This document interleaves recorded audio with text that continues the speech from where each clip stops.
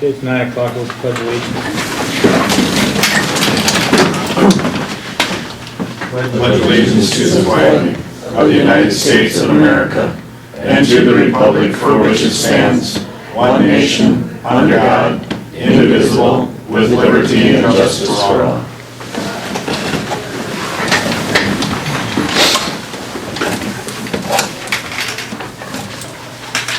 We have a convene as a Walworth County Planning and Zoning Board. A discussion regarding building permits. Yep, this is the document I've given you. If you look at it, that's the total number of applications we had all year. There's only 16 of them. It's pretty safe to say there's been a lot more building going on in all of rural Walworth County than that. So just wanted to make it known in a public meeting that we have, our ordinances require building permits for ag and non-ag. I just want the public to know that, you know, there's a lot of building going on. We will be out in the spring and summer looking at properties, and so people are in violation if they want to come in and apply now. They can. If we go out in the spring and summer and come across it, we're gonna have to, you know, take other steps perhaps. Turn over to the state's attorney, or, you know, make them comply. There are penalties. So I just wanted you guys to be aware of that. What kind of penalties are we looking at? I don't have them in front of me, they're in the ordinance. It's so much a day, up to a certain amount. The penalty, the first penalty is the price of the building permit, plus it can double, depending on how many days go by. I don't have the ordinance in front of me, but it is. I mean, would it help if a guy would put a little clip in the paper that says It would, yeah. this is what That's kind of what I wanted. the penalty would be if, Yeah, that's kind of what I wanted to do. My suggestion would be to put a deal in the paper that says if you don't know about it, there is gonna be a penalty. If you come in before we find it, we can work with it. Okay. That'd be my suggestion. I don't know what the rest of you feel. As long as Didn't we already put something in the paper, Greg, right after we passed our ordinances? We did, and every year when we send out the assessment notices, we put a paper in there explaining that. And so it has been done, and people should be aware of it.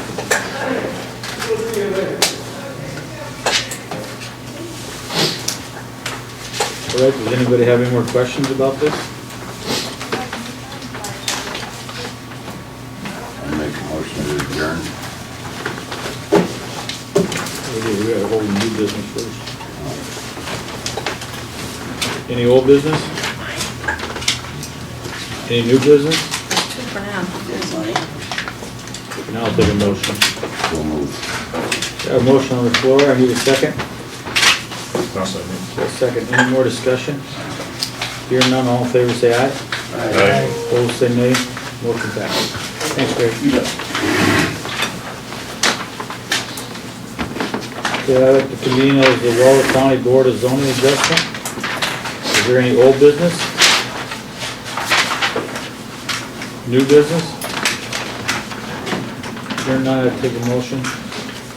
So moved. Okay, I got a motion on the floor, I need a second. I'll second it. A second, any more discussion? Hearing none, all in favor say aye. Opposed say nay, motion passed. I'd like to convene as a Board of County Commissioners.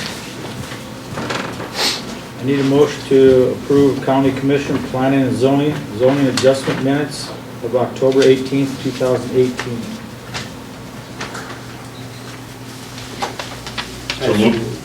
Okay, I got a motion on the floor, I need a second. Second. A second. Any more discussion? Hearing none, all in favor say aye. Opposed say nay, motion passed. Motion passed. I don't know if everybody's had a chance to go over the claims.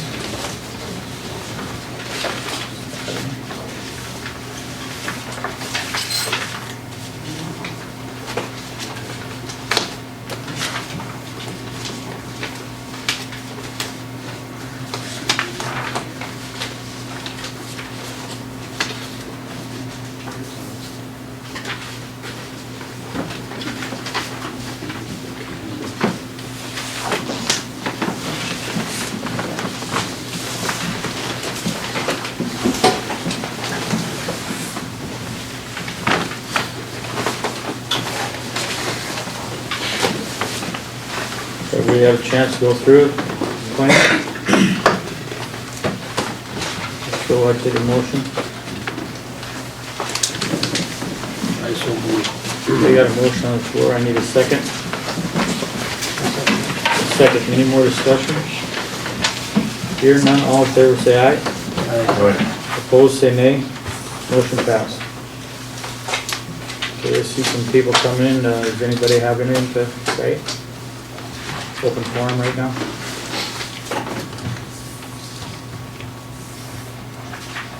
Alrighty. Okay, we'll go to 15, the Credit Collection Bureau. That's me. Hi. Morning. Thanks for having me come in. I got some information here. We're a collection agency and we do collections on all county liens for a lot of different counties. There's a list of some of the counties in there. I'll just do this one.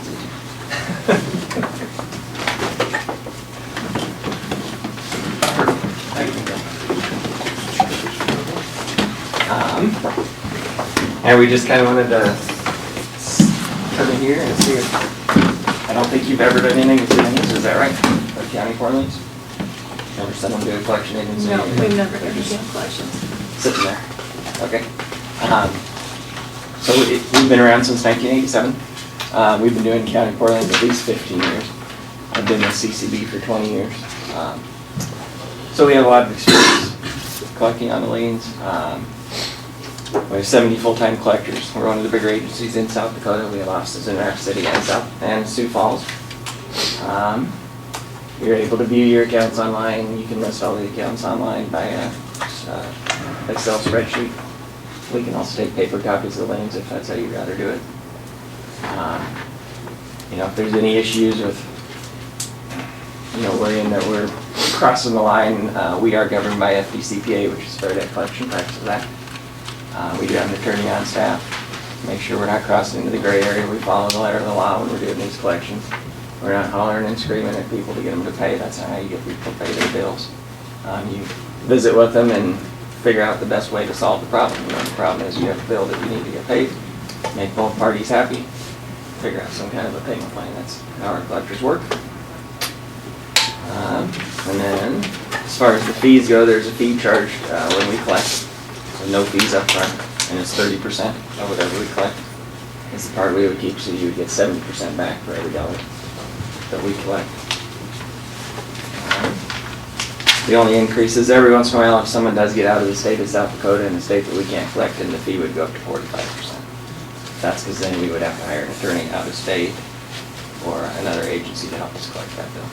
Normally when they get that far away, we aren't going to collect it anyway. And then the second sheet kind of has some of the counties we do collections for. The very top there. And there's some that aren't on there, but we do about 15 counties. We've been doing Pennington County for at least 15 years.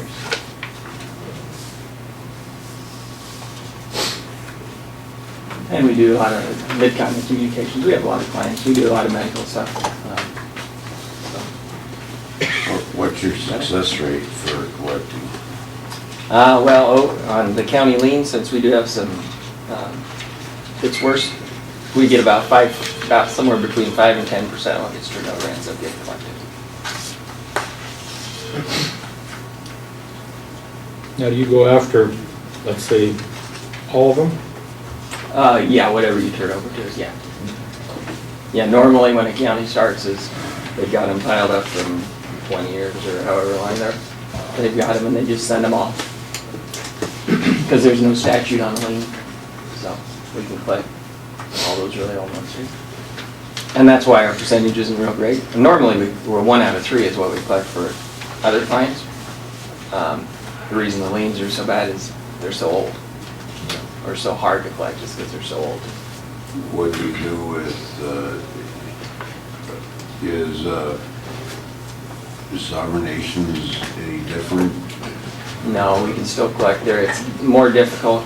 So the lien's great if someone sells property, but we go to court sometimes and get a small claims judgment, which we can actually act upon with a garnishment or a sheriff's execution. that doesn't work at all on the reservation. So, as far as the small claims actions would go, those would not be on the reservation. We've tried it before, and they don't get enforced.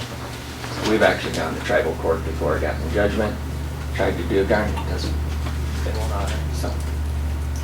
So those ones would just strictly be phone calls and trying to get What it back. do we got for outstanding bills for court-appointed attorneys? Right at 2 million. And those are what we do, is the court appointment. And most of them, I don't know, most of them. We have a significant amount of collectible ones. What's your opinion on this? I mean, My you- opinion you- is 70% is better than nothing. You've tried collecting on your own. And they just And how's get that tossed going? in the garbage. A lot of them. Some, we get some, but not, we can't garnish wages or anything like that where these guys can. And it helps, you know, I mean, our collectors, that's what they do, 40 hours a week is, they're a professional collector, that's what they do. They call people on the phone and try to help them figure out some way to pay this bill. Yeah. They don't collect unless we do.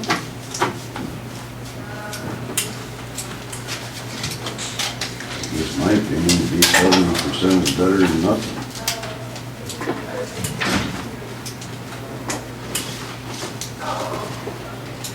And you could turn over all of our outstanding ones. They have everything in QuickBooks.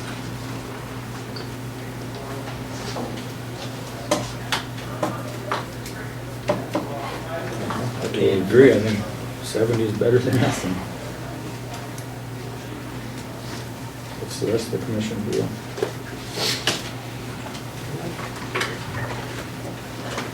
Jim? I would agree, 70 is better than nothing.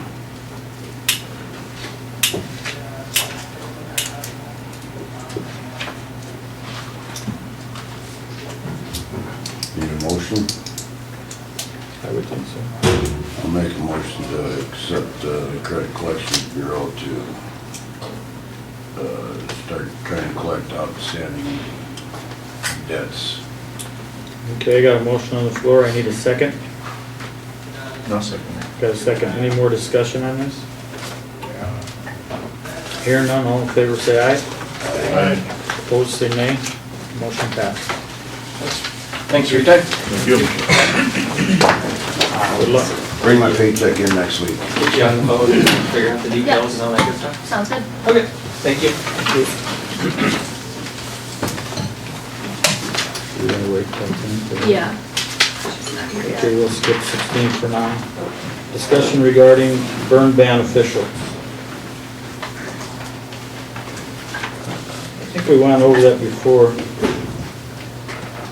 of who's really in charge of putting the burn ban on. Am I correct? Yep. However, There's one individual that seems to think that he's the one that's supposed to do that. Kurt, Yeah. where's Kurt at? I think he had surgery or something, but he wouldn't be here. I would say not. I guess I never heard it. Well, I think there was a phone call that came in here that said, what, that I put it, took it well, off? the issue is every time the burn ban comes up in any discussion, we get pretty nasty phone calls and text messages and stuff from a particular individual, and it's getting old. Let's take some off of That's what the discussion is regarding. it.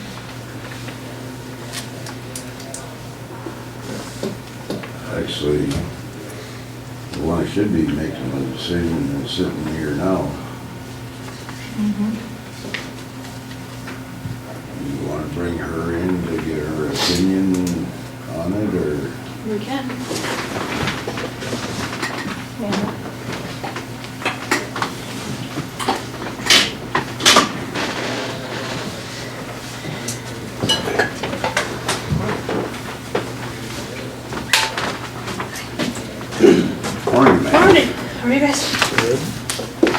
talking about the burn ban.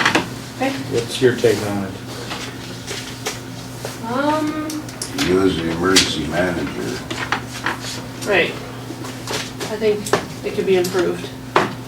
And, I think there's already been some issues that need to be addressed, and it hasn't even been burn ban season really since I've taken over, and there's already issues. So I'm afraid that, if the committee and how it's set up right at the moment, that we could keep having problems, so.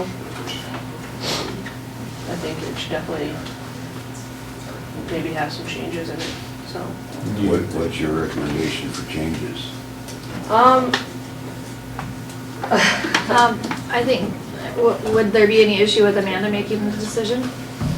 Being the emergency manager, and just go with that? But what would you do if Amanda isn't here? Or, you know, you're not in the area, Right. and it would have to be made right now or something like Well, that. it used to be where the chair would can call her and discuss it and put it on. We have cell phones. I would guess there won't be an instance where it's gotta be made today, where it's terrible wet yesterday and dry and burning today. You know, so you always have a few days or weeks to discuss it, or, It's fine by me. So would that be okay with you? Yeah, that'd be fine. I think the only reason we put Kurt on was just as an opinion from a fire chief's standpoint. I think that's the only reason that Kurt was on there in the first place. Other than that, before that, what a sham night. You know, and I guess if we want to keep, you know, local fire department involvement in it, you know, I'm now kind of getting out in the area and seeing people, you know, I have a few people that I could maybe pull out and see if it would be something that they'd be interested in. Maybe, you know, if we want to keep it on the fire department level and see if they'd be willing to be part of it, so it can be a discussion. Because I think it is a good idea to have, you know, somebody from a fire department to be on there, because who better knows what's happening and what the conditions are than somebody who is already naturally watching it. I mean, I'll be watching it, but they see it all the time, and so they know the conditions, and they can feel it in the air before it even is a problem, and they can tell it's coming. And so if you want me to approach a few people and do it in a different fire department or a different person, or... I know there's been times where it's drier hill down in your part of the county, but it's always that way down there. but they're wanting to burn stuff Right. in a different part of the county because they've been getting rains.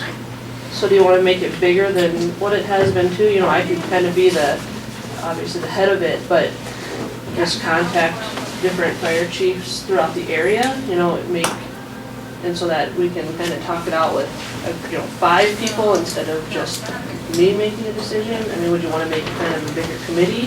That would be my suggestion, is we'll leave it up to you. I think it should be up to you then.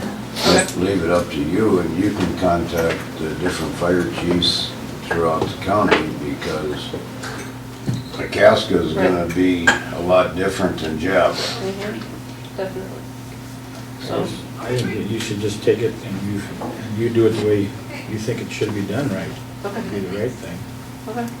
Yep, I'm gonna be meeting with a few of the fire departments this next week, and so it'll give me an opportunity to talk to them face to face and see what their feel is, and go from there. Okay, why don't you bring it to the next meeting and Okay. tell us what you plan on doing. Sounds good. All Will right. do. Thank you. Yep. Any other discussion on that? You gonna contact Kurt? Okay. Okay. All right, we'll move on to 18. Nyla. Good morning. Morning, Marla. Just got the report.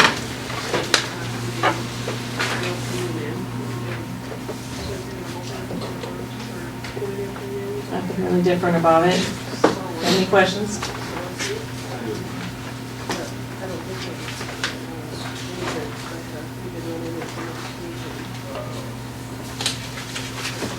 Just a question as far as the difference in on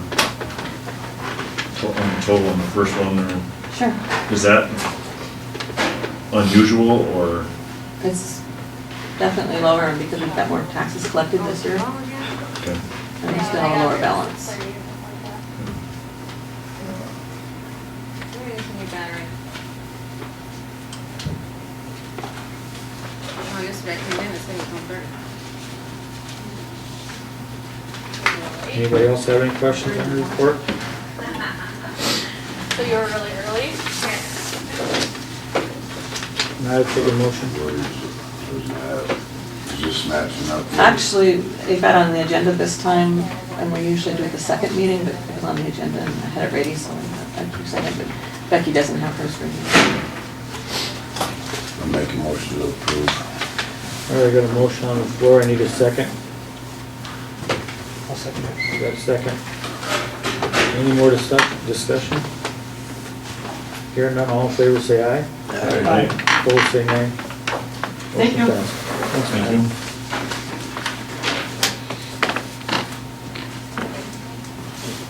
Okay, number 20, public hearing on budget supplements. David, second. For what? Treasurer's monthly report. It, thanks. The budget supplement. We can't do that until 9:30. Okay. All right, then we'll move on to 21, to Penny.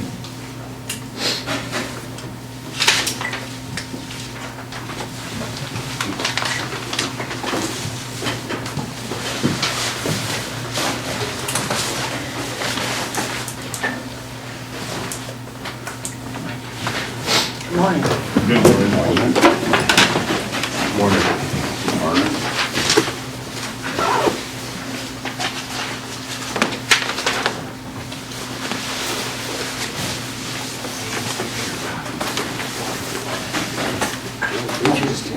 You already got these. Oh, I see, okay. Already gave you.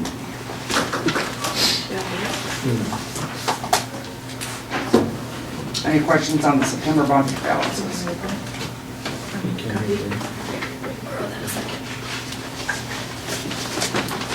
You need a copy, Scott? I've got an extra copy. If you got an extra.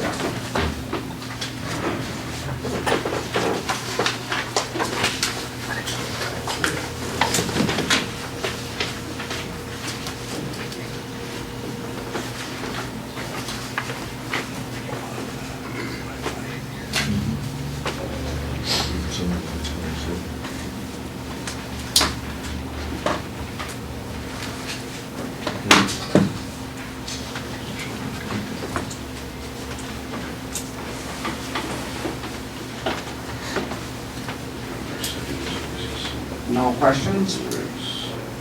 Next thing I have is, I need a motion, to sign an easement, with Web Water easement. They're doing a water line. All the appropriate paperwork is attached. Just need a motion and Scott has to sign it. Then, Where's that one at? from the web plant up that way, isn't it?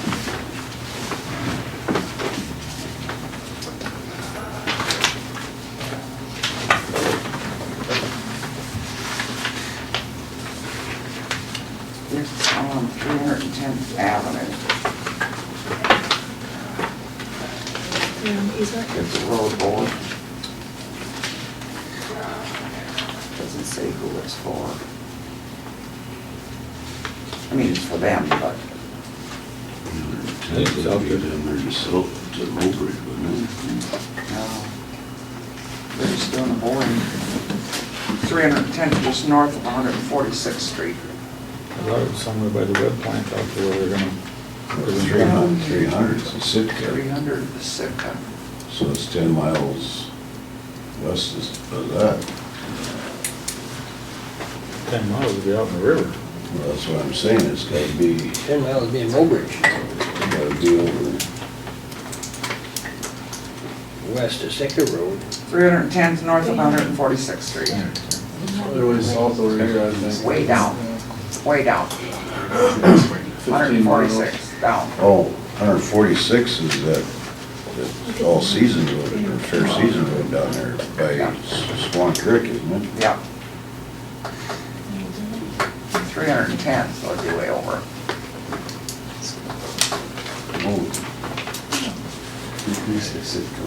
Yeah, Yeah, yeah. Be it's east. Sitka. it's, cause I'm 303rd. East. Yeah, Yeah, you It's east. Oh, east. I Look was- at the top of the map, I was it's got it up thinking there. 310th from straight down. 147. That's in Lowry. Lowry. I've been all around now. Okay. I was thinking west, my bad. Okay, I'll need a motion for I that. so moved. Okay, you got a motion on the floor, I need a second. Second. Got a second. Any other discussion on that? All of it. Any other discussion on that? Hearing none, all in favor say aye. Aye. Opposed, say nay. Okay, Motion passed. pass that over, and then Becky, I need, so after Scott signs that, I need copies so I can put it in the mail.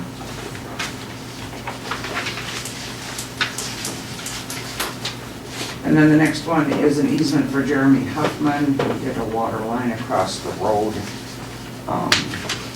right by his place on 138th Street. Okay, need a motion for that? I so moved. Okay, got a motion on the floor, I need a second. A second. Got a second, any other discussion? Hearing none, all in favor say aye. Aye. Opposed, say nay. Motion passed. Same with this, Becky, I need Scott to sign it, and then you've got to retest it.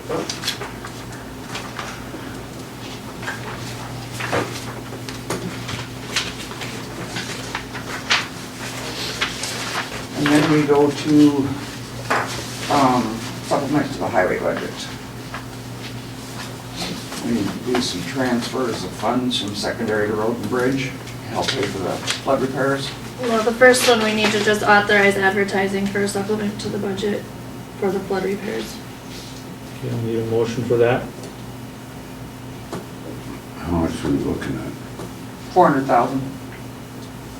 Do you need all that 400,000 in your budget? Yeah. Supplemented in Yeah. for this year? Okay, need a motion for that. I so moved. Okay, I got a motion on the floor, I need a second. Second. A second. Any more discussion on that? Hearing none, all in favor say aye. Right? Opposed, say nay. Motion passed. The next one, we need a motion to transfer 400,000 from secondary roads to the road and bridge fund. So we have to wait for the advertising? No, this is just doing a transfer. The advertising is to supplement her budget. This is transferring funds between all in the same fund, but. Okay, I got a motion on the floor, I need a second. Got a second, any other discussion on that? Hearing none, all in favor say aye. Aye. Opposed, say nay. Motion passed. And then the next one is a transfer from secondary roads to the HBR fund in the amount of 15,000. Okay, I'll need a motion for that.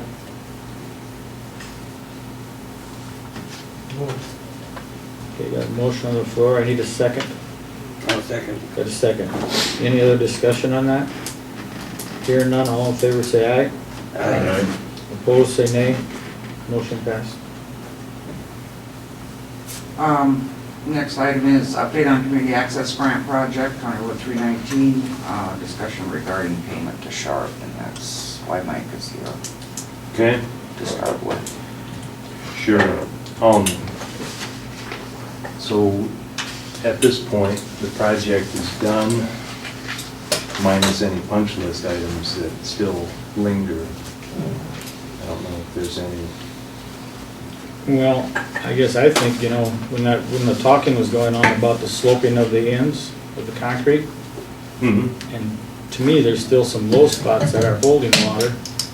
Like Up by Jerome's up there, there's one for sure there. That's in the new part that they put in. in the concrete itself? Mhm. Okay. That's something we'll have to, I guess I didn't look at afterward here, Scott. Yeah, it's holding it back, I suppose.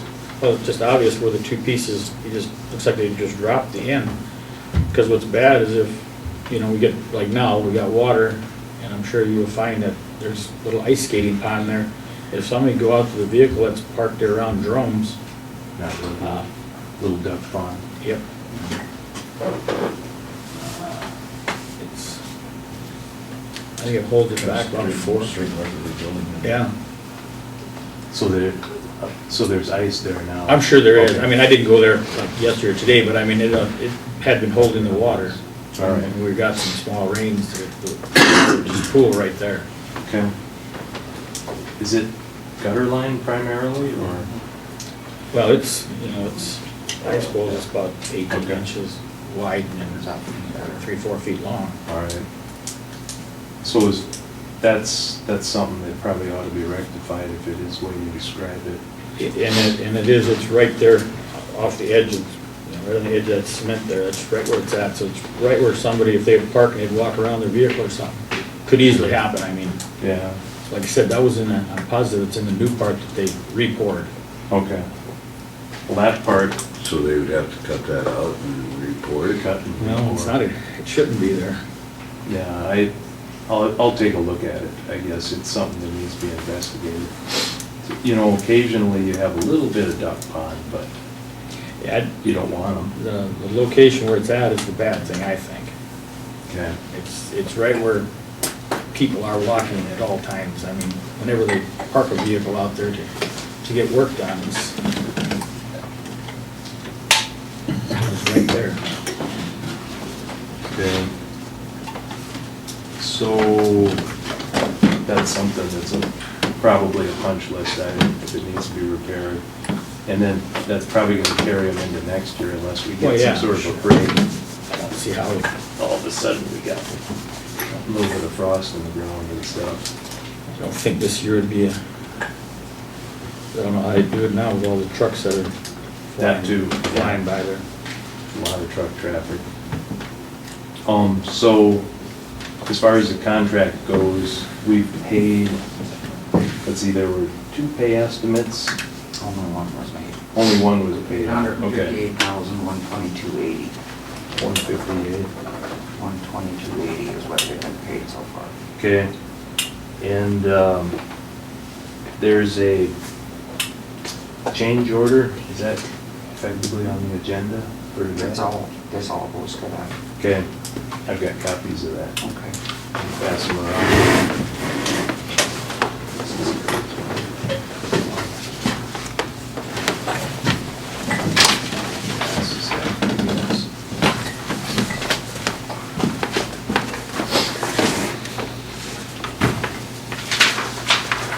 So this change order catches us on the backside. There's, well, I guess on the front, there's a summary, bottom line summary.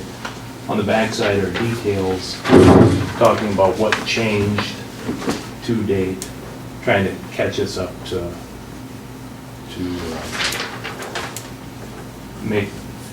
track every change that's happened on the project minus the seating changes, because I just got seating quantities the other day. And that's something we're gonna be in discussion with them about, because I can understand we might have seated a little bit more, but what they claimed was way more. So that's gonna be a discussion item. But at this point, we've got extra curb and gutter down by Norm's shed. We've got installing a culvert, bigger culvert at Darrell's. Got that drop inlet at the east end of the culvert going up to the scale site. There was a few extra signs. On the east end of the project, there was some asphalt that was not placed. Instead, we opted to pour concrete up to the edge of the highway there and tie that in that way. And that, you can see just beneath the asphalt, there's extra concrete pavement to account for that. That's essentially it. There's also a sign removal that they didn't complete. DOT did that, so we backed that out of the contract. And I think that's about all. The seating changes probably need to be addressed. Hopefully they'll be minimal by the time we're done talking about it. That's a net adder of 15,000 roughly. And for that work, we added 5 days onto the contract for the culvert, where it's gonna drop in with an additional curb. Also, another additional time factor was the changing of the pavement going up to the scale site. We were gonna do half, roughly half, and then we added it back on, so they formed it up after the fact, so I gave them a few days for that, so. At this point, the substantial completion date for the contract, assuming you guys approve this change order, that would make the completion date August 22nd. And I guess that's probably the next discussion item. The actual substantial completion date was October 5th, wasn't it? October 5th was the day that the concrete was strong enough to be open to traffic, and I think it was open that day. That was a Friday. So looking at that. It was supposed to be completed August 22nd. Yep. Actually completed by October 5th. Yeah, so we were 51 calendar days beyond the 15th. And then there's weekends and holidays. If you deducted those, that'd be 36 days. And I had, when Penny and I were, well, I guess if there's 36 possible working days, if you took out 5 extra due to this change order, that'd make it 31 days. And then if they had one weather day, because there were about 4 days in that time frame where we had precip of over 1/4 inch. DOT figures there should be about 3 weather days in that time frame of the construction season, so the net is like 1 extra weather day, 1 more than you would expect. So where was I at? 36 minus 5 is 31, minus 1 weather day is 30 days. And the penalty by the contract, not penalty, but liquidated damages provision by the contract is $650 a day. Which, that I think works out to $19,500. If you guys are of the mind to assess liquidated damages, that'd be the total. So, anything more to talk about at this point? So I guess out of the contract amount, I guess with this change order, the contract amount would be $339,443.50 with the extra $15,000. To this point, we've paid, what, 158 out of that? Yeah. So that's where that's at.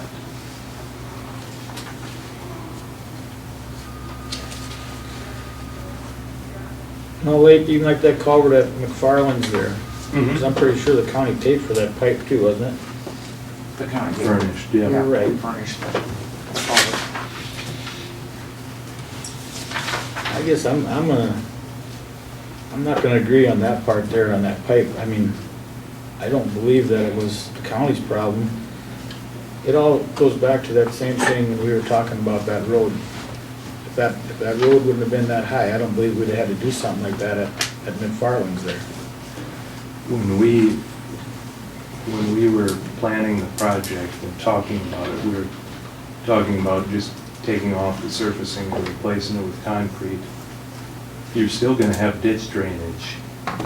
Yeah, but I know, but I mean, we're talking about where this went over into McFarland's. That's what I'm talking about. Yes. And there's ditch flow. Yeah, there The is. culvert that was in there was inadequate in the first place. It needed to be addressed. I thought it was appropriate with the project to do that. I'm not gonna disagree there, but it wouldn't have been if we're talking that height in there too, that went over into McFarland's. We're still gonna talk that. I know we've discussed that many a times, but I still think that has a bearing on that whole project there.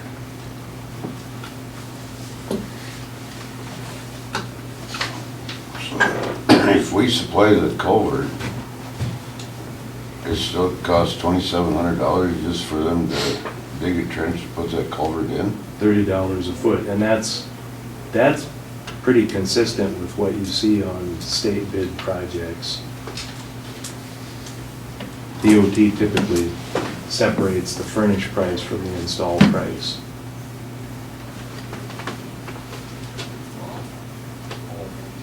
It is quite a bit of money, I agree, but It's kind of wrong business.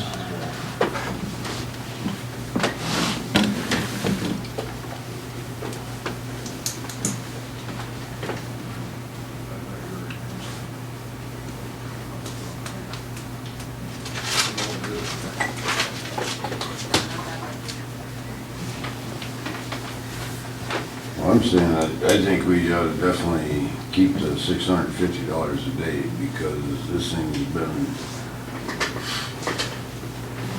kind of a nightmare.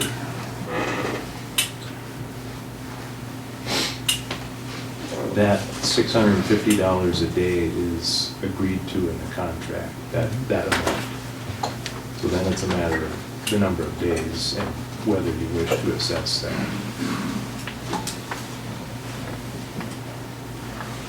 But that's another thing too, is that them guys all heard that, agreed to the ends of that concrete. So how are we gonna have them do that? I mean, what's the You're talking same? about making a bevel on the ends? That was something we discussed at the pre-con. Right, that's where it was, and he agreed to it. I know we talked about, Scott, I don't recall whether it was a deal where he said, yeah, we're gonna do that, or yeah, that's something we look at. I don't. Typically, when we've done this kind of work elsewhere, a good example is by the beef plant there in Aberdeen. We just tie a square edge of concrete into the gravel. Frankly, with gravel, you're always gonna have wear when you come off that pavement, whether it's beveled or whether it's a straight edge or not. It's Sure, it's gonna be a little easier to blade. Yeah, so, I don't know. That was, I think that's one way of doing it. I've not seen it elsewhere, but.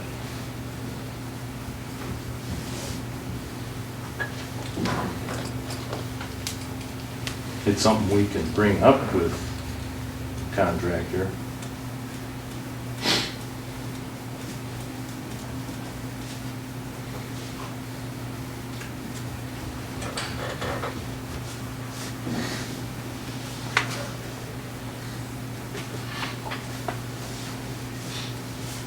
So you're saying without taking off the liquidated damages, that 339,000 doesn't show any of the liquidated damages? Correct. off of That isn't addressed in this change order, because I didn't, that's a decision of the commission to do the liquidated damages.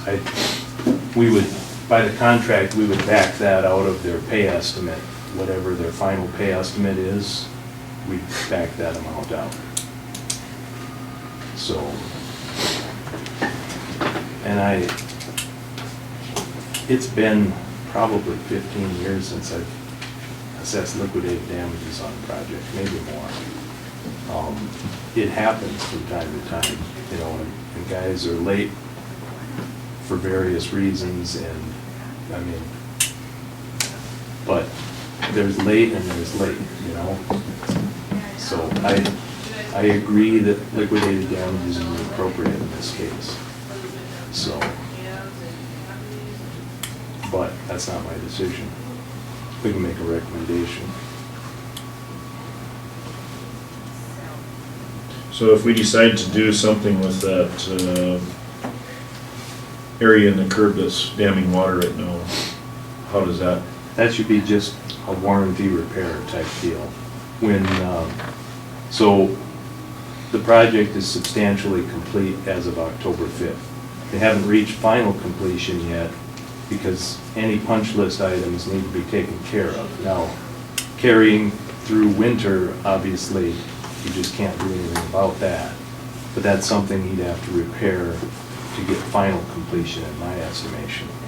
Otherwise, another way to handle it would be to give them final completion, but then call it back as a warranty item, but I don't think that's the better path. I think you treat it as a punch list item. If it needs to be corrected, you treat it as a punch list item. It needs to be done to get final completion. And you would hold an amount, some sort of retainage in the pay estimate to cover that in the contract yet. But as incentive, it's not as though you'd pay him twice for that work. It's just something that'd be a repair, warranty type deal. And for the records, when we have final completion, actually I think it's calculated from substantial completion, 1 year warranty period goes into effect, so.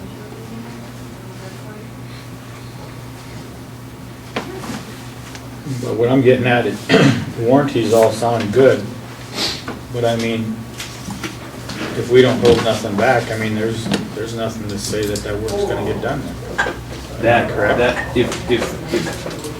If that item is something he needs to fix, and obviously I'm gonna look at it and see, I would recommend holding back an appropriate amount to, just as an incentive, because a lot of times if they're only owed $1,000 or something, it may not be worth it to them to come back, And then there's the warranty and there's a bond and all of that, but that's not the easiest process. So, I think you would want to withhold something. Well, I guess the way it looks to me, that you should probably look at that and see what you think, and then we should just table this till the next meeting. That way we can get that stuff all worked out, instead of sit here and think that this could be a problem and you don't think that it's a problem. Yeah, well, I think we'd be better off holding this till the next meeting. that's your decision, that's fine. I'm gonna look at it in either case. What's the rest of the commission feel? Have you gone out to see any other problems out there, or since they completed it? I looked at it since they completed it here the other day, and it looked good, overall, on the. You didn't notice that damming that Scott was talking about, where that water is damming? No, it hadn't rained, so it wasn't obvious, but there on DOT's ditch, it was a little rough cut there, the transition by one of those signs. That's something that can be cleaned up in the spring too. I think if a guy just hand raked that, he could do that, but I understand DOT plans to replace the culvert under the motel approach, which that's what's holding water back, is that culvert. And I understood from John Gilbrandt that they're gonna replace that, I thought, because I think the pipe's rotten in the first place. I think it just got laid for them, is why they didn't, what I was told. Okay, well, so, anyway, those two items. I guess I haven't been on that road since completion of Sears to any other issues. What do you think, Marion, about holding it till the next meeting? I guess, yeah, we're only a week and About 10 there's 10 days out from that next meeting, so I would say let's do it that way. Hold it and see what you come up with. Jim? No. David? Okay, then that's what we'll do then. Motion to table. So I need a motion to table that till the next So, meeting. also, Okay, got a motion on the floor. I need a second. Second. Got a second. Any more discussion? Hearing none, all in favor say aye. Aye. Opposed say nay. Motion passed. Jump back up to 20 quick. Okay, public hearing on budget supplements. We received a check back from EAPC stating that they were paid too much. We did not notice where they claimed this, but we'll take it. So therefore, the supplement total actually needs to be $260,325.24. which is $57,081.39 to the jail and $203,243.85 to the courthouse. Okay, I'll need a motion for that. So, Okay, I got a motion on the floor, I need a second.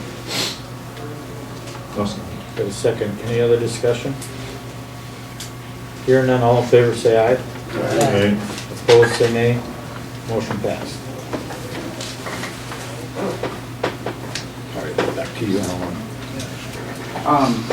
On the community grant, we will be receiving a payment from the state as part of the grant for $94,873.68. That comes from the first payment we made to Sharp for $158,122.80.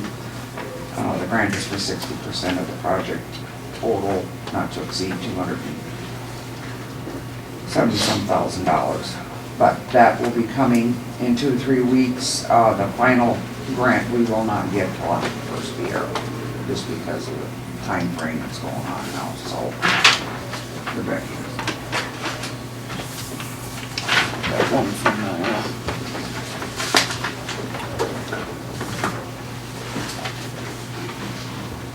have letters gone out for the 3 entities that are helping pay for this project? Not to my knowledge, you haven't done anything. 3 months have been asking for those letters to be sent out, and they still have not been sent. I keep asking. where's Jamie at today? He is Dr. Simon, as far as I know. Okay, what do we gotta do to get Jamie to get these letters sent out? I talk to him all the time about them. Okay. Do we need to hire another firm to get these letters sent out if he's not gonna get them sent out, or where are we standing on this? If we can't get him to do it, we gotta get these letters sent out. Do we hire somebody from the pool? We'll get them done. When? I'll talk to him. I know you've been asking for a long time, and it's like, oh, okay, yeah, I'll get on it. I think it's about time we get these done and get them out. Okay. I'll visit with him. Because the dollar amount is around $76,000. So that's a lot of money. Okay, when can we set a date to get these out? If he's not gonna get them out, we'll hire somebody else to get these out, Give us till the end of Tuesday. okay? I'll let you know. I'll visit with him too, so. Okay, next thing is the update on the bridge repairs. Talked to the contractor this morning, I'm gonna head out there after this meeting and go look at it again. They're actively pumping, well, they're working, back up. They're working on the bridge downstream of Hiddenwood Lake itself, or what was Hiddenwood Lake. And they've bypassed pumping the stream to dewater the site to permit construction. They are working on the west side, and there's quite a bit of silt in the bottom of the channel there on the west, well, in the channel itself. And they've been sourcing some local rock from farmers and such, and from on site. They're collecting it, putting really big rock in the very bottom, and building their way up. I think they're getting manufactured rock shipped in here. I'm guessing it'd be next week. It's coming. That's gonna be smaller stuff. That will go up the slope further away from the bottoms of the channel, bottoms of those piers. So that's, once they get that site tied down, and they'll move on to the next one upstream. That one doesn't have as much water to work with, so that's helpful. I think they've got 3 pumps going right now, is what he told me. So they did submit a pay estimate to me that I would probably forward for commission at the next meeting.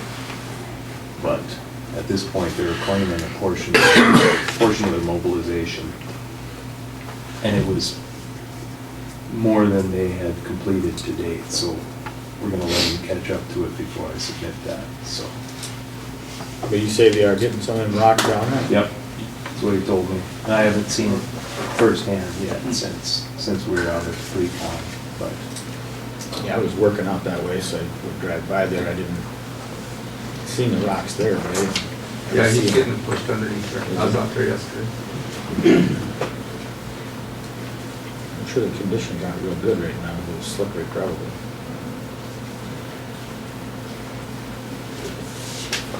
Okay, next item is update on the Sitka culvert project.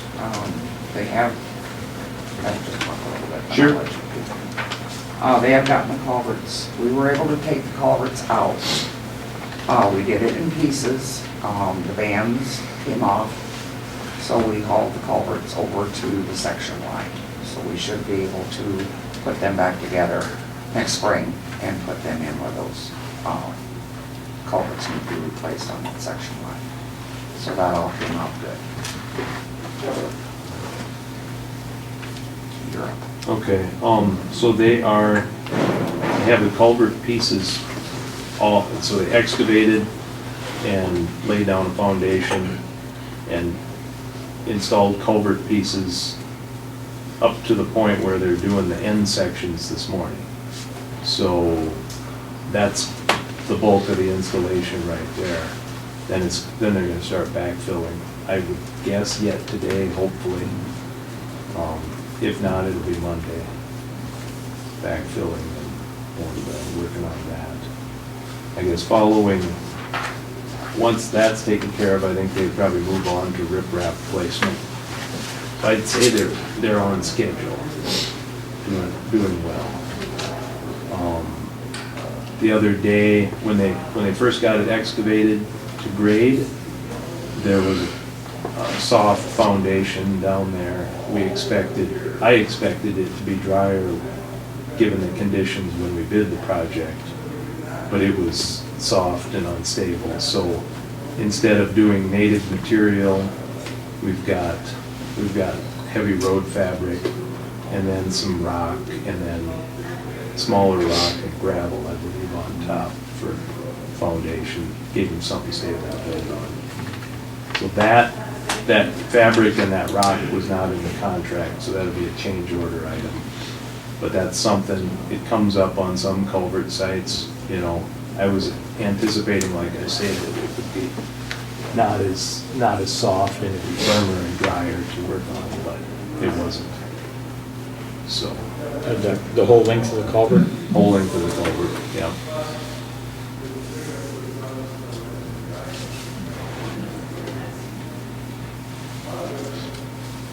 Okay.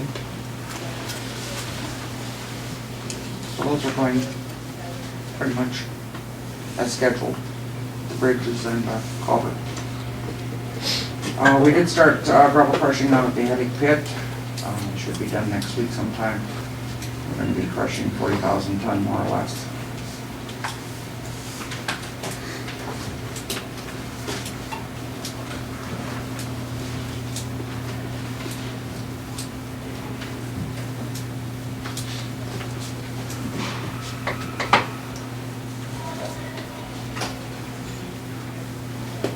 Okay. The next item. Discussion regarding highway superintendent appointment.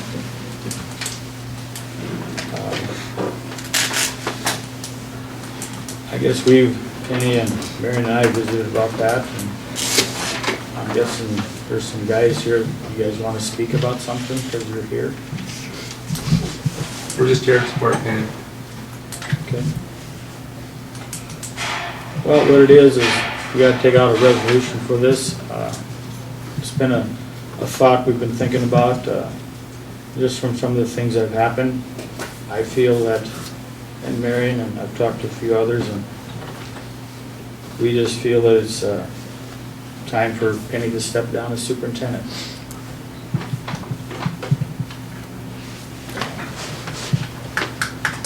Some few of the things that have gone on over the years, and that's what it is.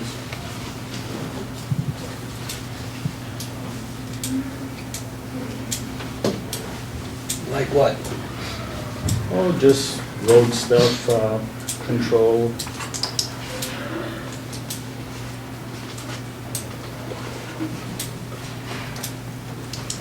I think she's done an excellent job. I never said Penny was doing a terrible job. I just feel that probably doesn't have the control of some. And I just feel some of these projects should have been caught by not a commissioner and stuff like that. It just adds up.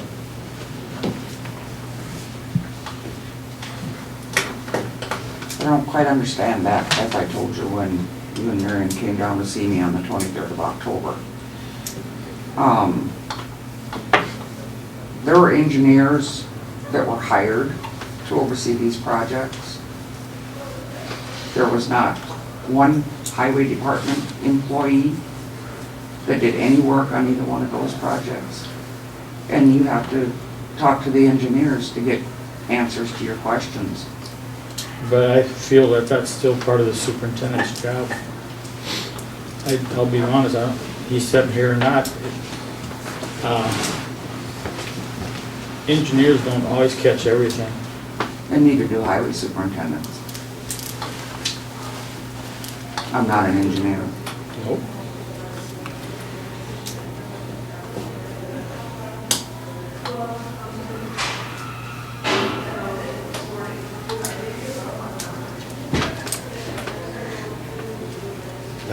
Those are a lot of the things, but there's more things. I mean, it's just one after another. What's the rest of the commission feel?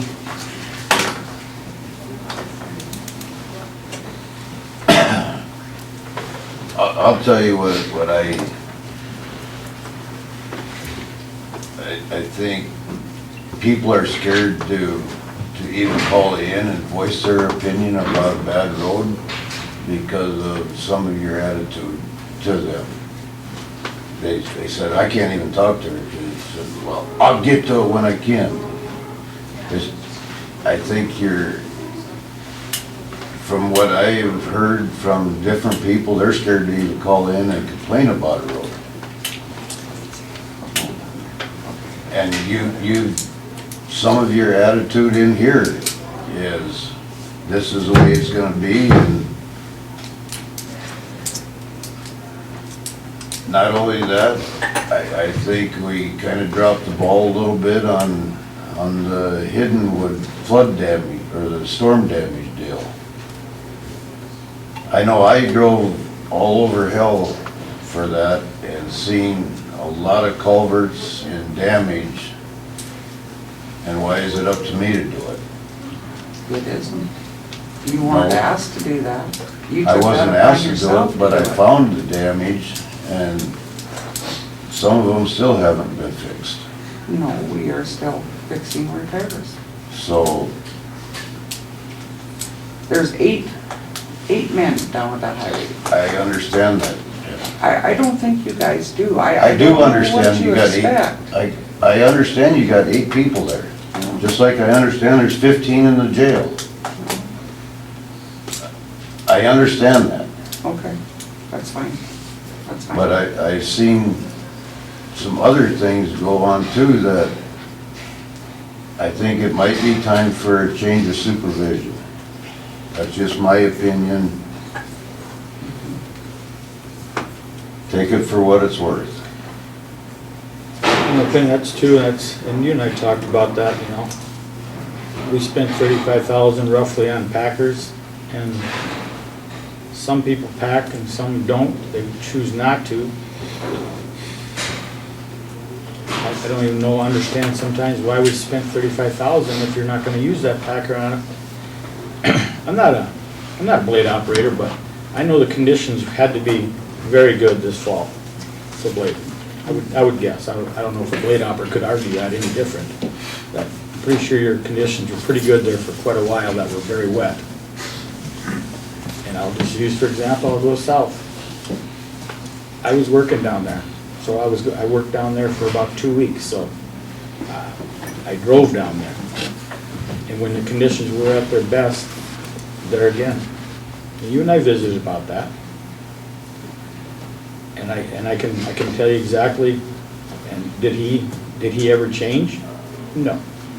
He put it on when he did the road by Tim Zabel's.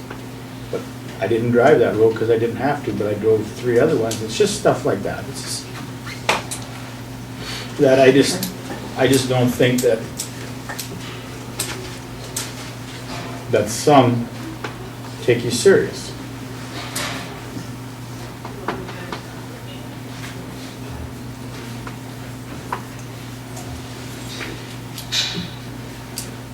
And what do you say, Jim? I know she got a difficult job, and in talking to other blade operators, not in the county, and other superintendents, I think Penny does a good job, as good a job as any of the other ones in the area. Is there room for improvement? There's always room for improvement in everything. But do we do a lot worse? Absolutely. I totally agree with you. There's a lot of stuff that Penny does. I'm not saying Penny is not doing her job.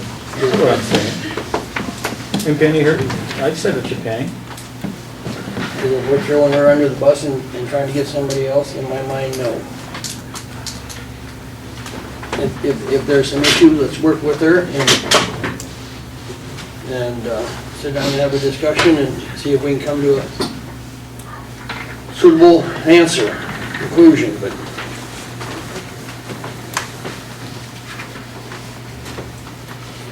Marion? Well, when we went in there that morning, I guess one of the things that we talked about was, when we visited basically about, we felt like maybe the lack of respect from employees. Whether it's because you're female, I have no idea, but I just feel that some of the blade operation, we talked about the one road down in my area that I said, and the very next day then that was bladed. And I appreciate that, but that shouldn't have to be, I don't think, a discussion that we go around and have to complain that a road isn't bladed and all of a sudden it gets bladed. But I mean, I don't know, I've been up and down very few of the county roads, so I can't really say that, the roads aren't in that good a shape. I've been down, the roads I've been down, they're very, very rough and washboardy. And I've had a lot of the farmers tell me that they are not impressed with the roads. That's all I can go by. Now, whether or not a new superintendent that would, for lack of a better term, get better respect, would be able to control that, I don't know.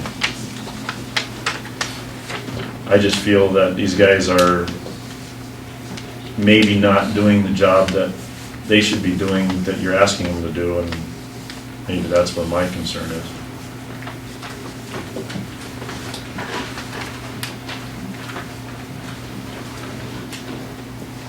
Davis? I've only been here second meeting, but I have had complaints on the road.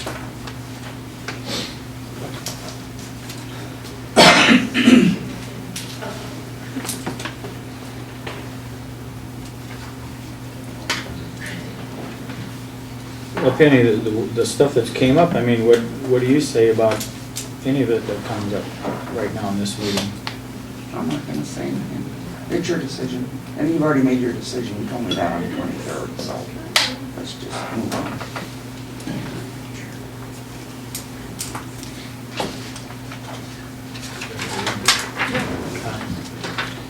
here's the resolution to end the tenure of the Walworth County Highway Superintendent.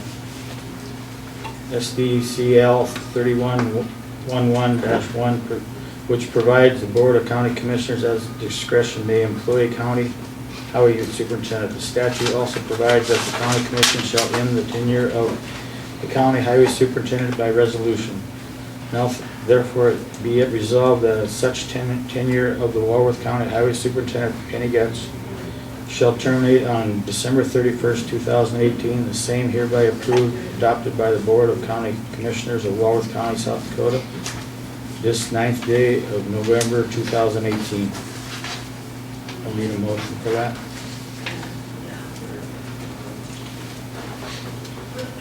So moved. Okay, I got a motion on the floor. I need a second. I'll second it. Got a second. Any more discussion on that?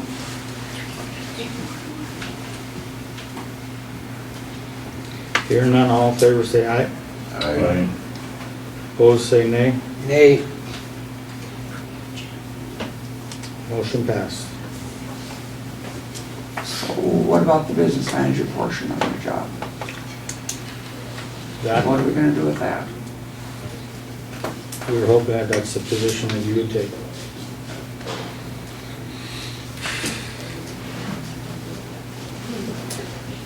I think when we talked, Penny, I guess that was the thing that I tried to stress, that I felt you were very confident and very knowledgeable in all of that part of it, and would love to have you stay on and do that part. And I mean, I don't think there's any one of us in here that knows the knowledge of that portion of that business like you do. And I guess that's where I would like to see you do that. I would totally agree because you do know a lot. I'm not saying one word that you don't, because you do. So it'll be full-time with benefits. That's the position you had before, am I correct? And what about the wage? I guess we haven't really talked about the wage part of it. I would think we need to work that out, and I would say you guys should sit down and chat with you some more about the wage part of it, and we'll bring it up at the next meeting. Does that sound fair to you? Okay. Thank you for your time. You have a good day. Thank you, Penny.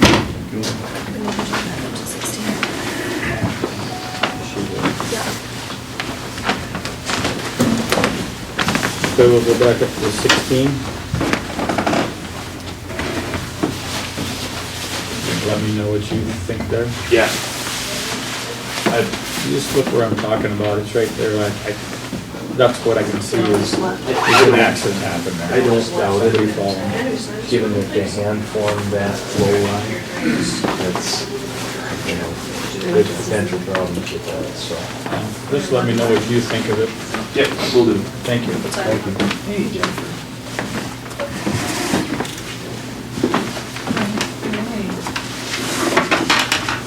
This is Nika, PDM, Jennifer, I'm not gonna say your last name. 'Cause I'll say it for Say you. it wrong. All right, so good morning, everyone. Just wanted to get in front of the commission to explain a little bit about what we're doing with your mitigation plan and give you an opportunity to comment. Last year, actually 2 years ago, we wrote a grant application for you guys, for the Warhawk District, to be awarded a grant to cover the cost to update the mitigation plan. And 75% of it is covered, and so there's no monetary, exchange there. Basically, the grant covers the cost of our contract. But with the contract, there has to be a 25% in-kind local match. And so to do that, in the past, there were always stakeholder meetings that would have been held outside of your regular scheduled meetings. And what we have experienced over the last 12 years of doing this is that a lot of people don't need another meeting because they're already wearing multiple hats and already doing multiple jobs, and they don't really have time or don't show up. And so we've had very poor attendance in those. So the new strategy for getting the in-kind match met is to show up, come to you where you're already here, you're already showing up to a meeting, and not to add anything extra to what you already do.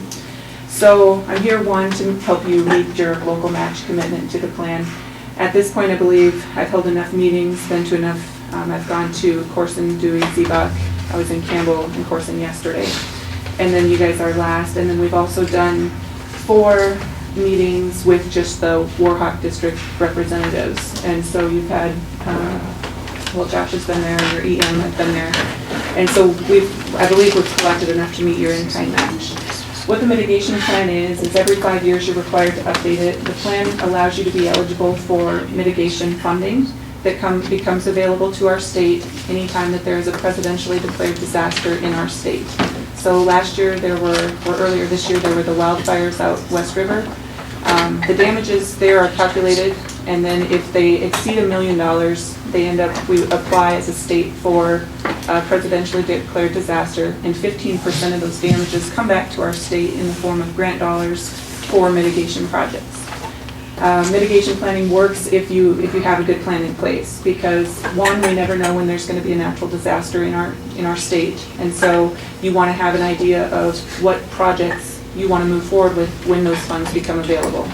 Currently, there's $1.3 million available at the state for projects, but you have an expired plan, so that would mean your county and your jurisdictions within your county, and actually all of Warhawk, are not eligible right now to apply for funding. The projects for mitigation, the whole purpose of mitigation is to reduce the loss of life and loss of property or critical infrastructure. That includes roads, any kind of built environment, and people.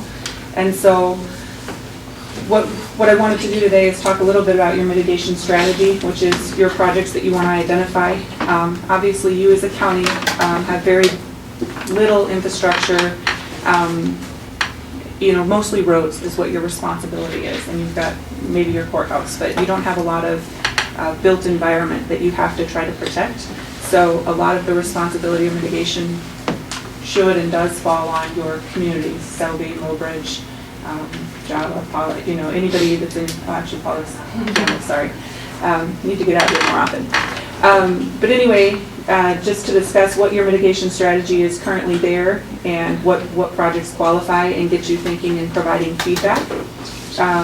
If after today you have ideas that come to mind of things that you think would be good for your county or your communities, then you can definitely either reach out to me or your auditor or your EM, get them the information, and I'll write it into your plan. But the purpose of identifying projects is because you never know when the funds are going to become available, and you go into you just open, I think you guys are on 124 of your plan, starts talking about what projects are currently there. So mitigation, what qualifies as mitigation? There's a difference between mitigation and preparedness and response. Preparedness and response is somebody goes under the ice and you have to go rescue them. That's response. A fire starts, you have to put the fire out. That's response and recovery. Mitigation is how do you prevent those things from happening? What can you do to prevent a tornado from, causing deaths in your area? What can you do to prevent properties from flooding? Well, a lot of mitigation is what you're already doing. If you currently have zoning and zoning ordinance and you're regulating where and what people can build, then that is mitigation. I'll take a look at are you currently working with Eric on some stuff, or are you done with your zoning? You're done with yours. I know that there's a couple out here that are either underway. I know Campbell's underway, but you guys have approved yours. So I can take a look at what you've done there as far as your built environment. What are you regulating?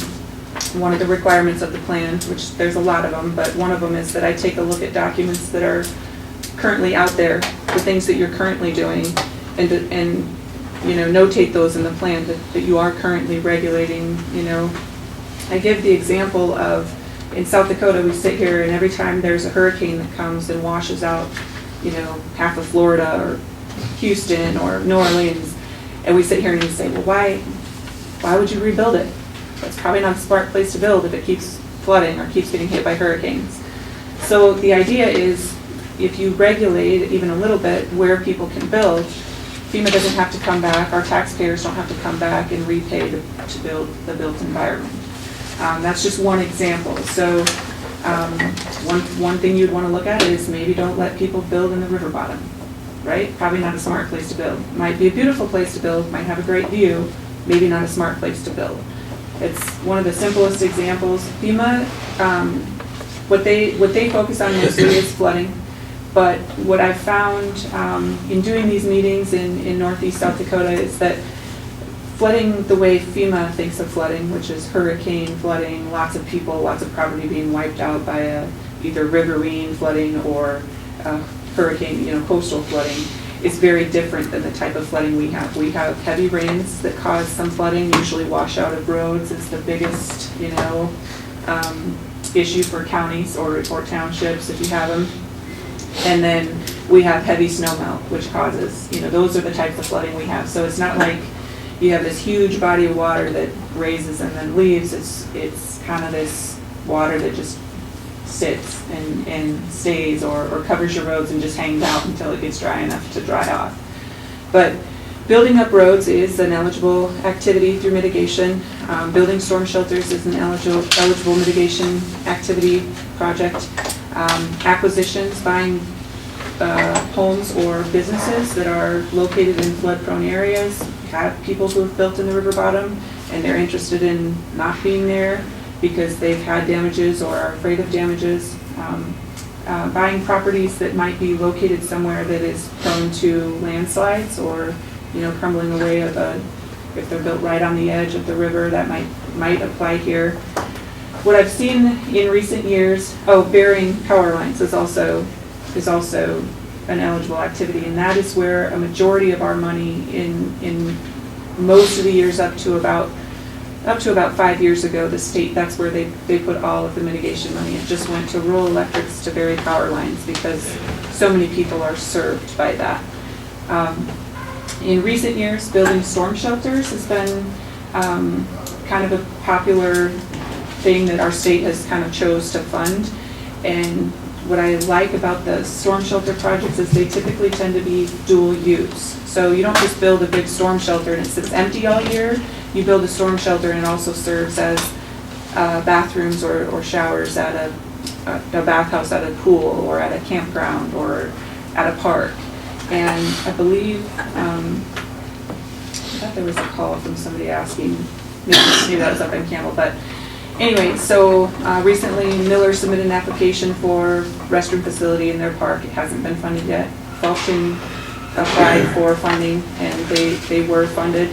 The mitigation funds are 75% grant, 25% local match, and you can apply for an additional 10%. So if there's a project out there or if there's a need out there, it's probably one of the only places that you're going to get that kind of grant subsidy where it takes the burden off the local governments. The road projects, we've only ever gotten one to really pass all of the steps and get approved, and they received $300,000 to build up a road to an ag facility in Falk County. Unfortunately, their EM, I think, maybe chose not to or failed to get the paperwork turned around and sent back, and so that money ended up going back to the national pool and it wasn't used to do that road. But roads can qualify under certain circumstances. It's difficult to get them to qualify. Increasing the size of culverts or changing the shape of bridges, if you have ice jams, that type of thing where ice jams and backs water up, all of those types of things are an eligible activity. Again, for the county themselves, we don't see a lot of counties applying. We did see Spink County apply for sirens and generators. The sirens were just to update all of their communities, and they did it as a kind of an umbrella application for everyone underneath them or served by them. And the generators are to use to back up critical facilities such as your water towers or your lift stations to keep them running if you lose power, so that you don't end up with backup into people's homes or not being able to fill your water tower. A lot of the communities in our region have already gone through massive overhauls of their water and wastewater infrastructure systems, so they probably already have those. But if you have a community in your county that has not gone through one of those, they may not have that capability. And so those projects are funded a little bit differently, but they are also considered mitigation. So I've done a lot of talking, everybody's just looking at me, nobody said anything. Mitigation is kind of dry, really dry. I do a lot of it, I've been doing it for, well, since I started at NECOG 12 years ago. Are there any questions? Did I talk too fast, talk too much? I guess I would have two questions for you. Well, one, being our plan was outdated, did that have any effect on why we didn't get any funding for our presidential disaster here? For Hiddenwood? Hiddenwood actually broke before your plan expired, so I would say no, that had no impact, because that was, what was the date, July or June? June, and your plan didn't actually expire until, it would have been either August, here we go, yours expired September 19th of this year. So no, a lot of times the presidential declaration, maybe there wasn't enough value in the damage of it. There wasn't a high enough value assigned to the damages here. That's going to be an interesting project. I know it's come up in a couple different discussions. Some people have said it's going to change if they do not rebuild it, which is that what everyone is hearing, or we don't know yet. If they don't replace that dam, what you're going to see is that the patterns where water used to flow or did always pool before are going to be different now. If the water was flowing into Hiddenwood and staying there up to a certain point before they were either released slowly or running over more slowly, you're going to see that there might be areas that, roads especially, that go underwater because there's nothing keeping that water contained. There was a place that used to be held for whatever period of time, and now it's just going to disperse. So then would we qualify for a road if it's not gonna be rebuilt? Yes, yes. And the one thing about the roads, and I saw that Mike was here, Mike Gutenkauf does some hydrology type stuff. I don't know if that's what he was working on for you now, but he's good at the hydrology stuff. One thing that people get frustrated with when it comes to roads is if you're going to raise a road to the level that it tends to act as a levee, even if that's not the intention. So if you raise your road and now water is pooling or not draining, or if you increase the size of a culvert and it changes drainage. I don't know if it's contentious here, but in other counties where I go to, allowing water to run more quickly than it did before to somebody else's land or area is always a little bit contentious. And I don't know what you guys have, I guess, for a drainage ordinance. Is there anything? Okay, and a lot of people have veered away from that because it's tricky, and even the state doesn't have a good policy or a good ordinance yet in place. I know that in other places it's because of how the state has written their laws that the counties struggle so bad to Like we got a project going on right now, this culvert out on Sitka Road, that they used to have culverts in there, got flooded out many years ago. This got flooded out again this year, so we went to a box culvert that we're putting in now. You guys are putting it in yourself? We contracted it out. Right.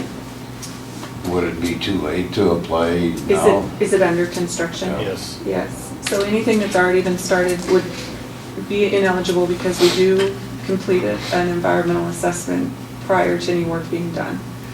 So, but if you have more of those types of projects, I would say give me a call. Something like that, would that qualify? Yeah, so the purpose of the culverts was to do what? I just want to make sure that it's mitigation and not like maintenance, there's. No, because his dad got flooded out many years ago. He's living there now, he got flooded out. So where does if you put in a box culvert, I'm assuming that's larger than culverts, so it's allowing water to go quicker, where is it draining to? It'll just run down the creek.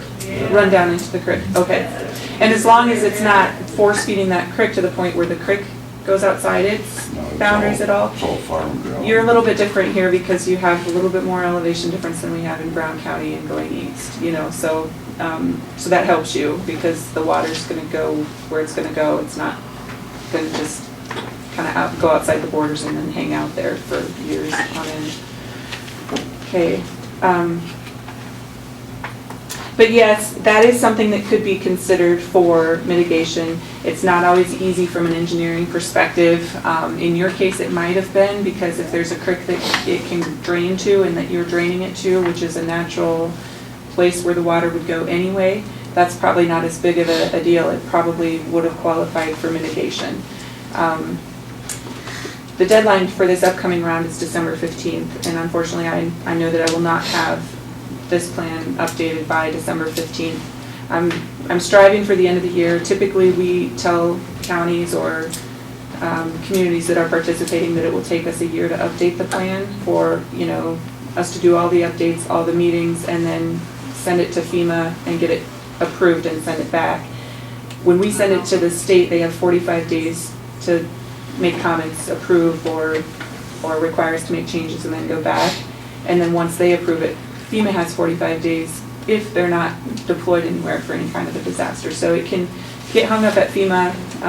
I've had pretty smooth process in the last few of these that have gone in. The state's getting more refined at how they handle the mitigation planning documents, because they know they're important for people to be eligible. But so for this round, I would say you're pretty much out, but again, we never know. I mean, we could have winter storms that take down power lines, and it doesn't take very many miles or sections of power line that go down for us to get enough to have a disaster. How many years is the plan good for? It's good for 5 years, and you guys are part of Warhawk, so you're kind of part of that whole group. The other thing is, one of the main reasons I like to come out and give you guys the whole spiel on mitigation is because once I get the approval from the state, I'll basically be sending a resolution to the commissioners to ask you to adopt it. Prior to that, there will be a 30-day window where you'll have an opportunity to read everything that I've put in there. Not everyone does. It's sometimes over 100 pages and it's pretty dry. Not everybody's interested in that. But you have the opportunity. And so when I send the resolution, I always want you to know what I'm asking you to approve before asking you to do it. So, but it's important that those resolutions are turned around so that I would get it to your auditor, ask you to put on and I don't want you guys to all be sitting around going, mitigation, what are we talking about here? What are we approving? Why, and then it get tabled for the next month until you get more information. My hope is that by the time I'm asking you to pass a resolution, you're familiar enough with it. If you're interested, you've at least looked at the plan. If you're not, you can ask her to read it and give you a synopsis, a summary, so you don't have to read it all. But if there's any specific questions or about the plan or the process, ideally what I want to happen is that it's not a plan that just gets put on the shelf and then 5 years from now you look at it. It's what I want for NECOG is that we're doing all this work to get you a plan that is usable and not just a waste of space on a bookshelf somewhere. And so we identify projects that are viable, or things that you might actually be considering, and then when the money becomes available, I can say, hey, do you have any project applications that you want NECOG to assist you in getting submitted before the deadline? And that's how it's supposed to work. You go to your priorities. If your first priority's already been completed, you go to your second priority, or if you say that's no longer our first priority, we'll go down the list until we find something. The 25% local match is always going to be a little bit of I don't want to say an issue, but if you're a county that doesn't have a lot of extra funds and didn't have it budgeted, if the project funding becomes available, if mitigation money becomes available at a kind of an odd time outside your budgeting cycle and you haven't put anything aside, then it might kind of stall it and you'd have to wait till the following year because the applications do ask for a local match commitment letter. But we would help you through all of that at that time. And I got one other thing though, when you were talking about the Hiddenwood thing, because now there's land that a farmer, probably a number of farmers that used to always hay land there, but because of the lake, now they more than likely will never be able to hay it because it's running the water into there. So I mean, that's why this seems kind of why Hiddenwood shouldn't be able to try to get some funding to fix it, I guess. I don't quite understand it, I guess. Have you guys, has anybody, so is the consensus locally that people want that to be rebuilt? Yes. Okay, I mean, I've heard a lot in Edmonds County want it. want it redone. And it's Game Fish and Parks land, right? Yeah. Has anybody asked them what their plan is for it? Because in this case, if it's owned by the Game Fish and Parks, the Game Fish and Parks is really gonna be the entity responsible, which for all of you is a good thing. I imagine it would be expensive to rebuild that. I mean, the county-wise, Yeah, the county, I don't think could touch that. yes. And so for you, that's a good thing if they choose to rebuild it. Has anybody, called Game Fish and Parks and asked what their plan, and is their plan right now to not rebuild it? Right. Yeah, there's a gentleman that calls me all the time that he's been talking with them, and they're looking at building a road right now that wouldn't be where it's at, going across some other land to get back in there. And I guess to me, if they're gonna build a road, that's not saying a good thing. If they're building a road elsewhere, instead of where you come in the park where you normally would, they're looking at building a road elsewhere. So to me, that's almost saying that we are not. Okay. I will end up reaching out to Game Fish and Parks as kind of a,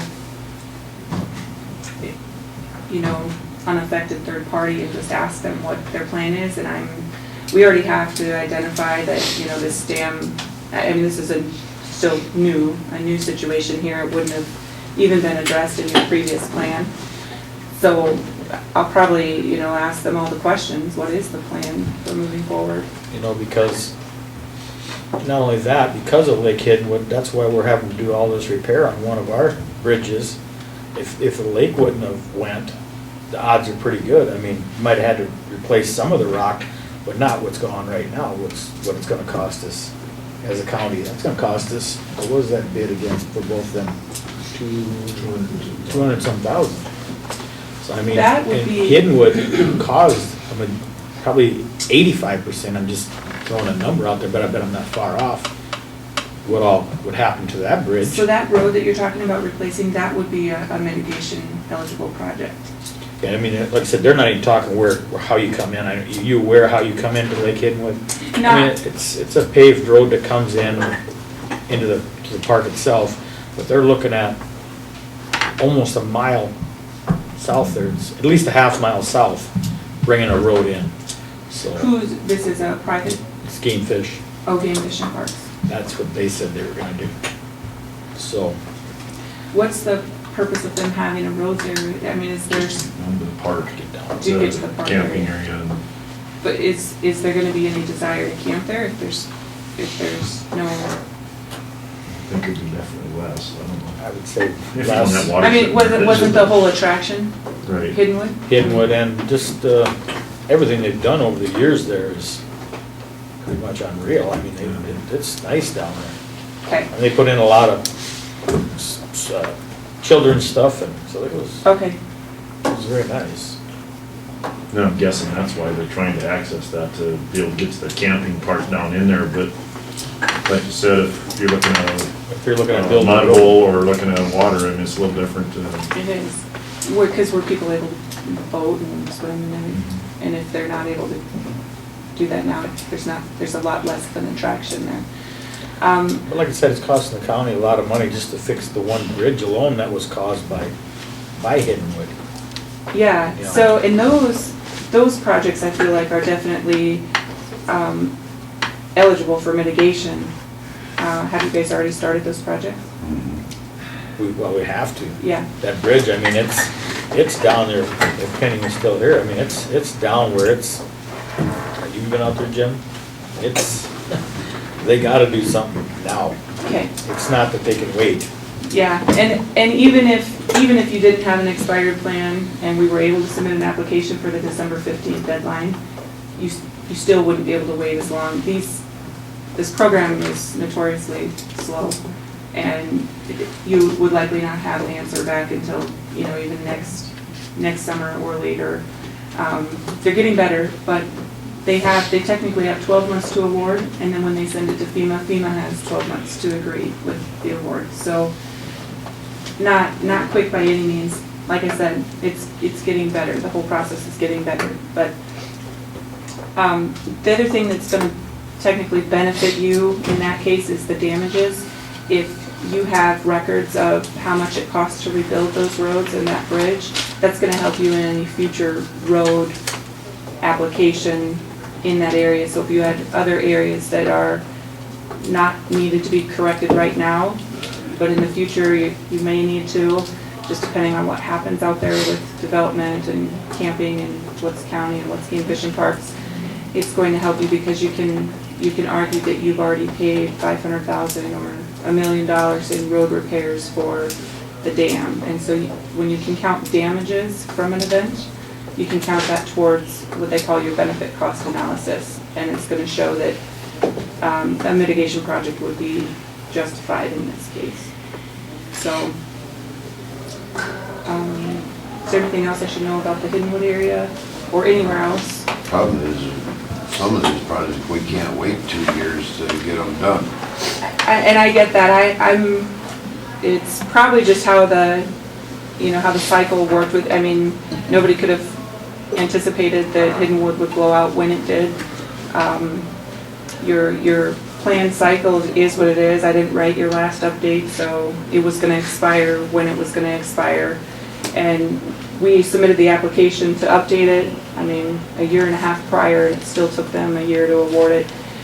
We can't start any work on it until we have a contract in place, essentially, until we know that there's funds to pay for it. So I feel like, timing on all of it is just, it seems like we're just outside the window of everything that would have benefited you. But now that you know the program, you know that it's available, you know that anytime you hear the words presidential declaration for our state, you can start thinking, okay, there's going to be money available to our state, and you can contact NECOG and we can tell you what the deadlines are. We can look at your plan and help you Take a look at Molstead. It's the same project there. Is there another dam? Molstead would be the same as Hiddenwood. So one of the things I didn't see in this plan when I did a very quick review, but I don't think it's in there, is we always pull the, we talk to the state and we get all of your dams identified, and then they give each of your dams a risk rating. Are you guys familiar with any of that? So every dam, sometimes they're just what farmers have called sloughs, or just, places where their cattle drink water, but they're still identified as a dam for whatever reason of the state, and they give it a risk rating. And I'm going to be curious to see what I get on Hiddenwood, what the risk rating was there. And they do it based off of a lot of different things, the maintenance and the condition and the water height, how much water it's holding. They give us all of that information, and I just included in a table in your plan so that you know it's there. But I can take a look at some of your others, and any of them that have a high risk rating for whatever reason, I can ask more questions about why they're rated what they are. A lot of times it's dependent specifically on how much water they're holding back or how much water can be stored there, I would think every one of the dams would have a high risk rating based on 11.5 or 12 inches of rain that comes over in a short period of time. And that's what happened here, right? It was kind of an unusual Yeah, I don't know exactly what the total rain amount was, but I think there was areas that were well over 11 inches up in there. So, you get that on anything, you're gonna have trouble. Yes, and I think that's the case in every county that I do work in. We're kind of just not. What else do we have? Others Molstead, we got Spring Lake. I don't know if there's any other dams around, is there? Not that I know of. They also identify which ones are private versus public. Lyle's down there, what's that one? Turn Lake and Swan Lake. Swan Lake. Is that a public, or is that more private? That's public. I haven't been there in 20 years. I guess it's simple. Well, that's what Hiddenwood was, silt collecting. Built in the first place was to collect silt.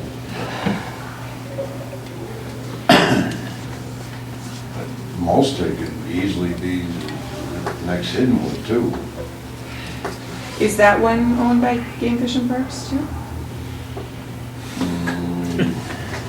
Or is it unsure? Yeah, it is actually. School and public lands. Oh, school and public land. Well, I hear they're trying to get rid of a bunch of their things they own. You guys could probably buy it from them for $1. But they You don't want their have- problems. They have part jurisdiction on that. Game fished it. Yeah, I think,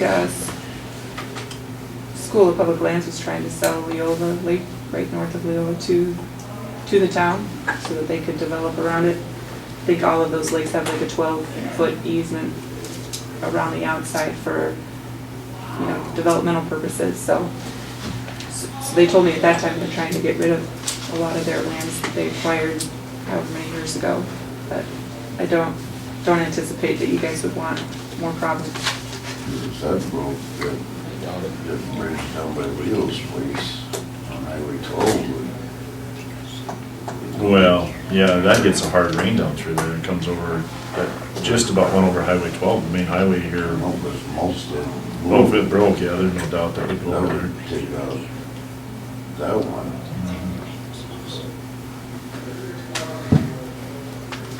Okay, we'll take a look at it. Yeah, like I said, you can email me directly if you have any questions, or if on your drive home today you start thinking about mitigation. Most people don't. All the time. But we're here to help, and if you have questions, we can certainly answer them. So, did the sign-in go around? Yep. And did everybody in the back get it? Mm-hmm. Everybody, okay. Perfect. Well, we're well on our way to meet the local match commitment, so there'll be $0 from you guys needed for us to do the plan, which is always our goal. So, thank you guys for your time today. Thank you. Thank you. Quick recess. Let's take a break, 5-minute break. 5-minute break. Josh?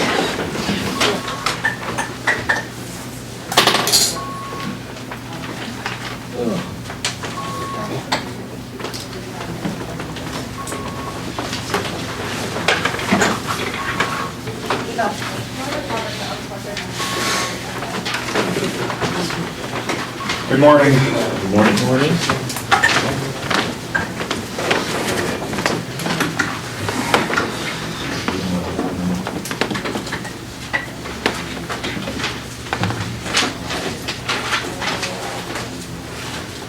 And you sign in front of that.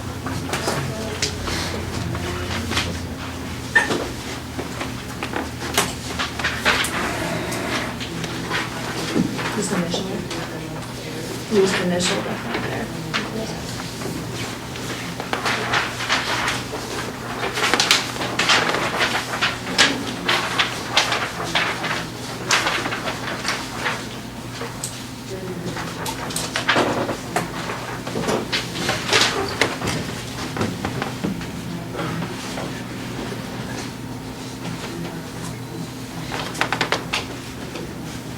So I'm gonna save one at some point.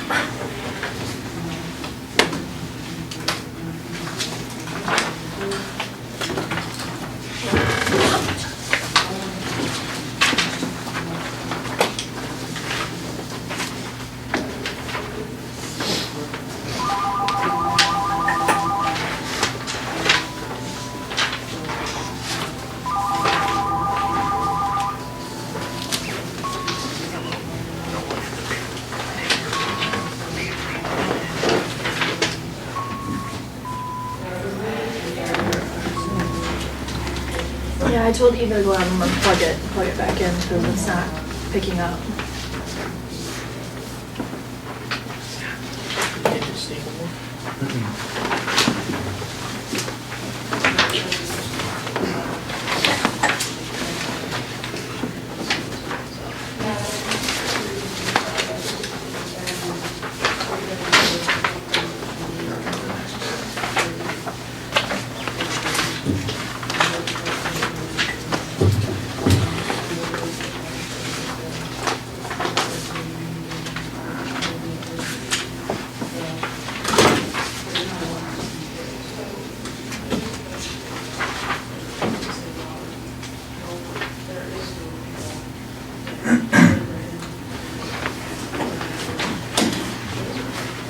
Okay,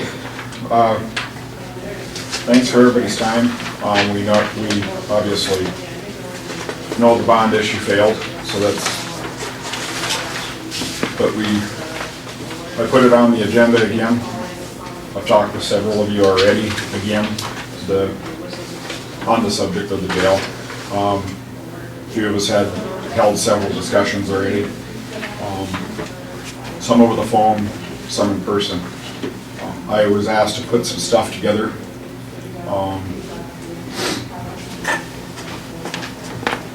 I guess I would like to go around the room right now, not based off what I just handed you, but I would like to get the commissioner's feelings, please, so I know where to steer this and where I need to possibly go and what to look at. So I guess with the chairman's permission, I'll start to my left. And just, Commissioner Hout. What was that? I would like your guys' opinion on our next steps. I think we definitely need to look at Outer County, or housing Outer County, or if we continue to run ours, only run our inmates. I don't think running ours is a great answer because the liability is still going to be there. As you know, most of the rowdy inmates run home.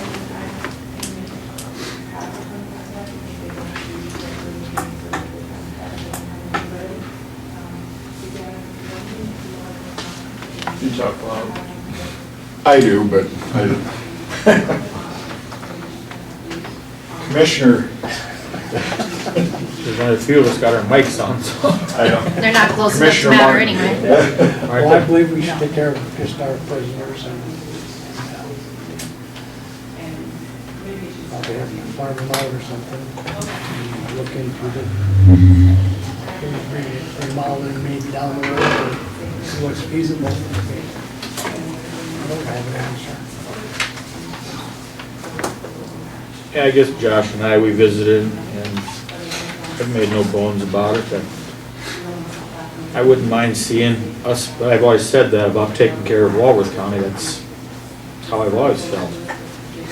But I wouldn't mind trying to figure out a plan to, if we can, without too much money, remodeling some over there and putting a little addition on there, I guess. Because I know that I've had from a lot of people, I mean, that's what a lot want to see is just worry about Walworth County and not everybody else. I guess that's, and if it takes having to, there's no doubt, I mean, we'd have to go out of county. I don't know how long. You know, I guess we just got to put the numbers together to see what it would cost for a little remodel job. I guess that's how I look at it. So a remodel with an addition. Correct. And taking the old facility out of the picture. Correct? Just the old part. Okay. And then, well, that's what I meant. Okay. Commissioner Schwimmer. We talked yesterday a little bit, and I think it was yesterday, maybe the day before already. But the part of the thing that I'm looking at is from the standpoint of number one, what's best for the county?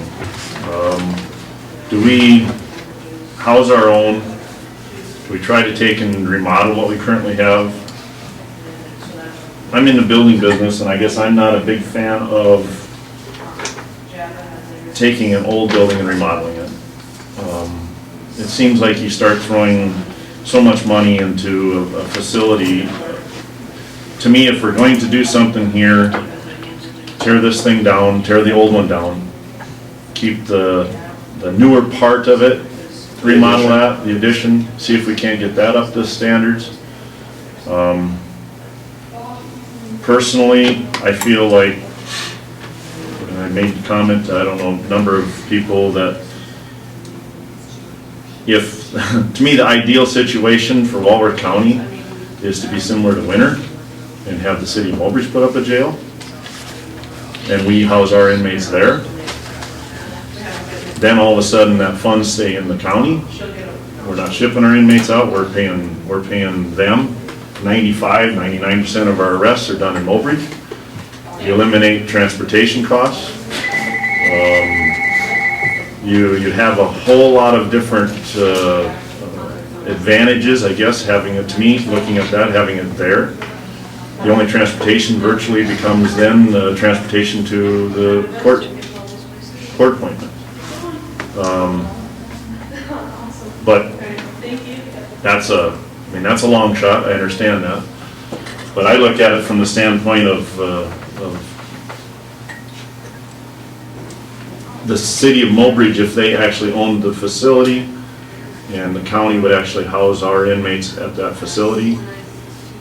To me, it's a win-win situation. We're not transporting our inmates out of county. We're paying within the county for that situation.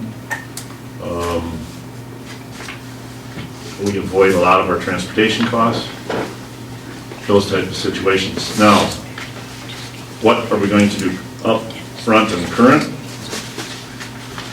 I think number one, I feel like we need to get rid of our U.S. Marshal, our BIA inmates, get ourselves down to where we're just dealing with our own Walworth County inmates, try to help reduce our liability to some degree.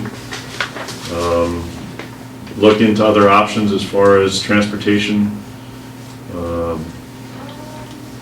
if we have to or if we can, if that's the decision that the commission decides to go, looking into shipping our inmates out of county and see what that cost is with transportation.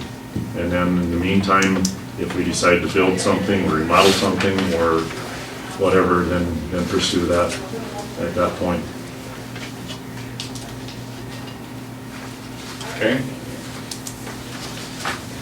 Commissioner Ogre.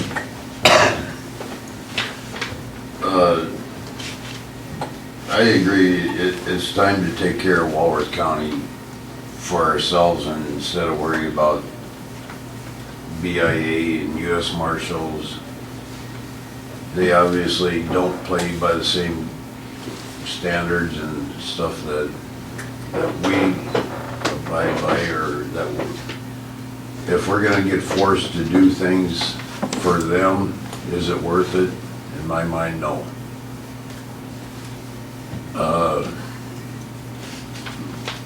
We've been told, we spent thousands and thousands of dollars to be told your only option is you're gonna get sued.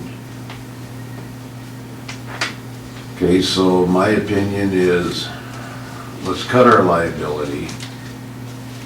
First, get rid of BIA, U.S. Marshals, get them out of here.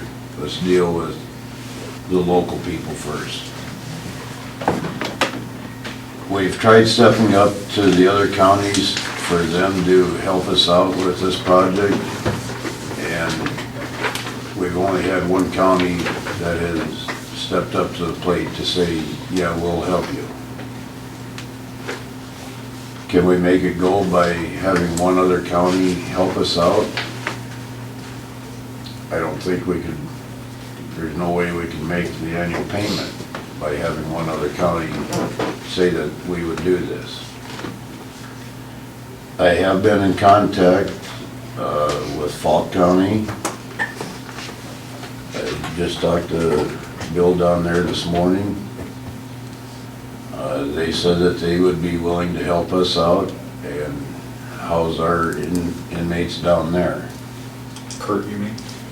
Yes. Well, I talked to Bill. Bill at Hughes County? No. Commissioner. Commissioner. Oh, okay. And he's talked to Kurt, and they said that they would be willing to help us out. I also talked to Mobridge PD, Sean over there, asking, being there, that's where most of the arrests come from. I said, what would it take would you guys be willing to be basically our contractor for transports? He said that he could make that happen. if that's where 95 or whatever percentage is of the rest made, and the state's attorney's opinion, the arresting agency is responsible for transporting them to the jail. He said that they could transport them down there and bring them back for court. That would relieve you of a lot of stress and put it on to Moldridge.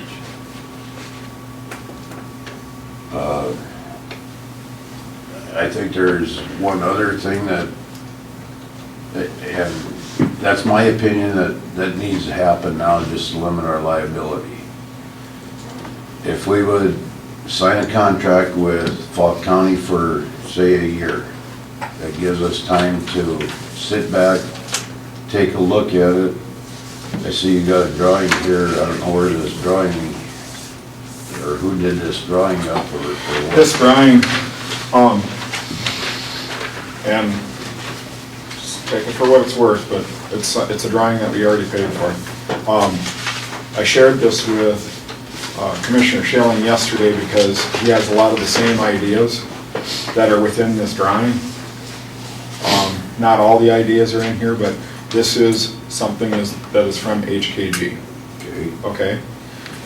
This is that renovation and/or new build that they came up with so many years ago. I think it was $1.7, $1.8 million. Okay. This is the one that I explained to you that I lost bed space because of the new square footage requirement. And I said, what can I do to get my beds, because I lost bed space. So I would drop below 32, hard to manage. This put us back up to 38. And if you look at that diagram, this right here portion, okay, is a second tier over the sally port or the garage. It would be built to support that, and those 12 additional beds would be put above that, a second story, okay? But that, like I said, that was renovation. That's not taking that old building down. That was renovation. So, but a lot of the same aspects what Scott was talking about with me yesterday when he met with me. So I use this just to show you guys a visual. This is kind of what Scott is talking about. It isn't exact, but it's a good starting point. I have no idea what it's going to cost. That's all going to have to be researched if we, step into something like that. Okay, so what my opinion is let's cut our liability and send them to Falk County for a year, which gives us time to take a look at these plans and kind of see what it's going to cost. In 1 year, we can see what our transportation cost is actually going to be, the transportation and housing out of county for a year. Let's take a look at that. And while we're looking at that, we can explore these different options of renovating this one or different options that we have. There's one other thing that I think that we should start to take a look at. If we're gonna look at, you have in here building something like Faulkton has with their footprint and stuff. I think we need to not only look at that, but we need to decide what we're gonna do with this building. How long is this building gonna be viable for Walworth County? Are we planning on keeping this building for the next 40, 50 years? If we are, can we tie into this building to put an elevator in here and make it accessible for all 3 floors like we was gonna do with the other bond issue deal? And if we're gonna put an elevator in, could we put an addition on for Walworth County to tie into that also? It might be time to start taking a look at the future and see what's the life expectancy of this building. Yeah, but Kevin, don't you think that they figured that out when they decided to, they drew up the plans to put it on here? They must have had it, they must have looked at the footings and all that to determine, otherwise I don't know why they would have started to even think of a project wrapping around this building that they didn't think was gonna be here for another 100 years. I don't know, that's just what I look at. Didn't we pay somebody to come and do a structural analysis of Well, I this thought so. facility? So I guess I think So the foundation has to be, If this is, if we're planning on using this building for the next 100 years, maybe tie into this building in the future and have something. I don't know. But I think that's a decision that we should start making, not only with a new facility or remodeling this. Let's make a decision that if everything is, that we got back from that, is saying, yeah, this building can withstand another 100 years. Then at least we got something that we can go on. It's time to start looking for the future instead of, and be proactive instead of reactive.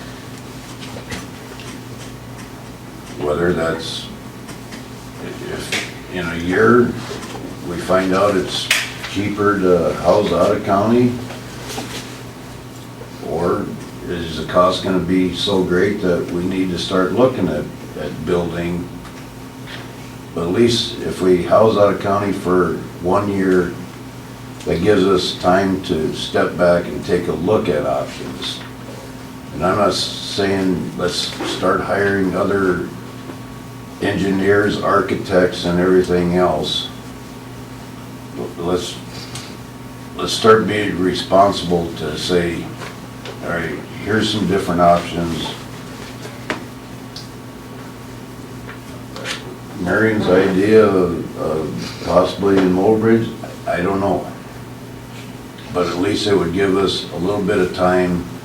I want to clarify on Commissioner Schlomer's, not, lack of a better term, not saying proposal, but idea, just so that the board knows, as soon as the PD makes an arrest, they become county property. Okay? After they're taken to the jail. If as soon as they go into custody, as soon as that arrest is made, and let's say the city does do that, they are now county property. They're not they're arrested they're under the jurisdiction of the county, under the circuit court, under state, okay? They're not charged with a municipal offense. So therefore, those bills don't go away. We will pay for whatever's in there. Good. Including all the bills, because we're required to by statute. None of that stuff is gonna go away. Does that make sense? We understand that. Just like what Winter's doing, the city of Winter owns that jail, and the county pays the city. Yep, I understand that. I've talked with both and also the sheriff down there. But I just want that, because I don't want no confusion on that. That the responsibility still lies at the county's responsibility. But that would be no different if we designate Falk County as our jail of choice for Walworth County. As soon as Mobridge would arrest somebody and get them to Falk County, they become our property, right? So our responsibility, property is the wrong word. But I mean, in that situation, we have the costs of everything that happened from that point on also, correct? Correct. So I'm not sure I'm seeing the difference if you're saying, are you saying there's more expense if it's in Mobridge than it would be in Falk County? No, I'm just trying to make sure that people understand okay. that we are still responsible for that cost. It doesn't fall on the city. No, and I never. No, I'm not saying there's more generalized more for the public. Okay. Understanding. I'm not saying here at the board level with the public. There's that determination, or they're in their heads that now the police department made the arrest, no, they're responsible for everything. No, that's not true. Everything still comes back to the county level. All the medical, everything still comes back to the county level. Yeah, and I agree that, I mean, I understand that. My feeling is, if that would be the case, and I mean, this is a long ways down the road, but if that would be the case and they would decide to do that, I would rather pay the city of Mobridge to house our inmates than I would to truck them down to Faulkton or wherever we decide to go, if that would be the option. Just because it eliminates a lot of cost for transportation in those ideas.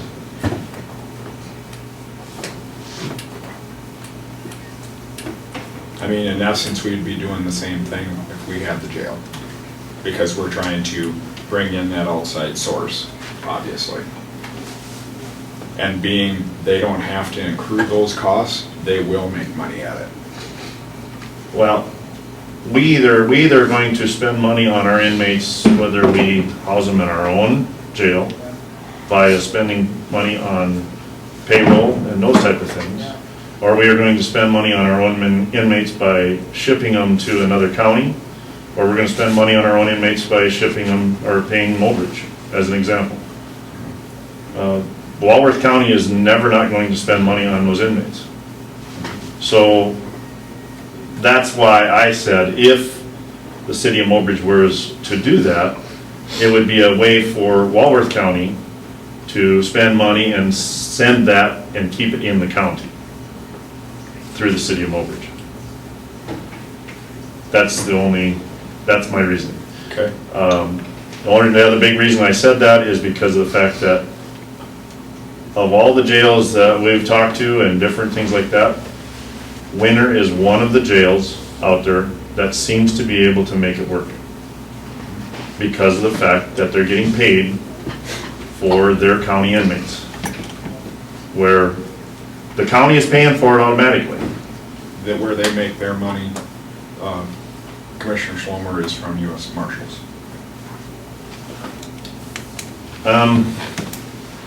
They're also not, they're also getting income from their own county residents, where we don't get that from our own jail. No, that comes in the form of the budget. Right. So. And I'm not saying Mobridge is gonna wanna put up a 50-bed facility to bring in all these other inmates or anything. I'm throwing that idea out there as the option for people to think of and consider as a benefit to Walworth County, not so much as a benefit to Selby or benefit to Mobridge.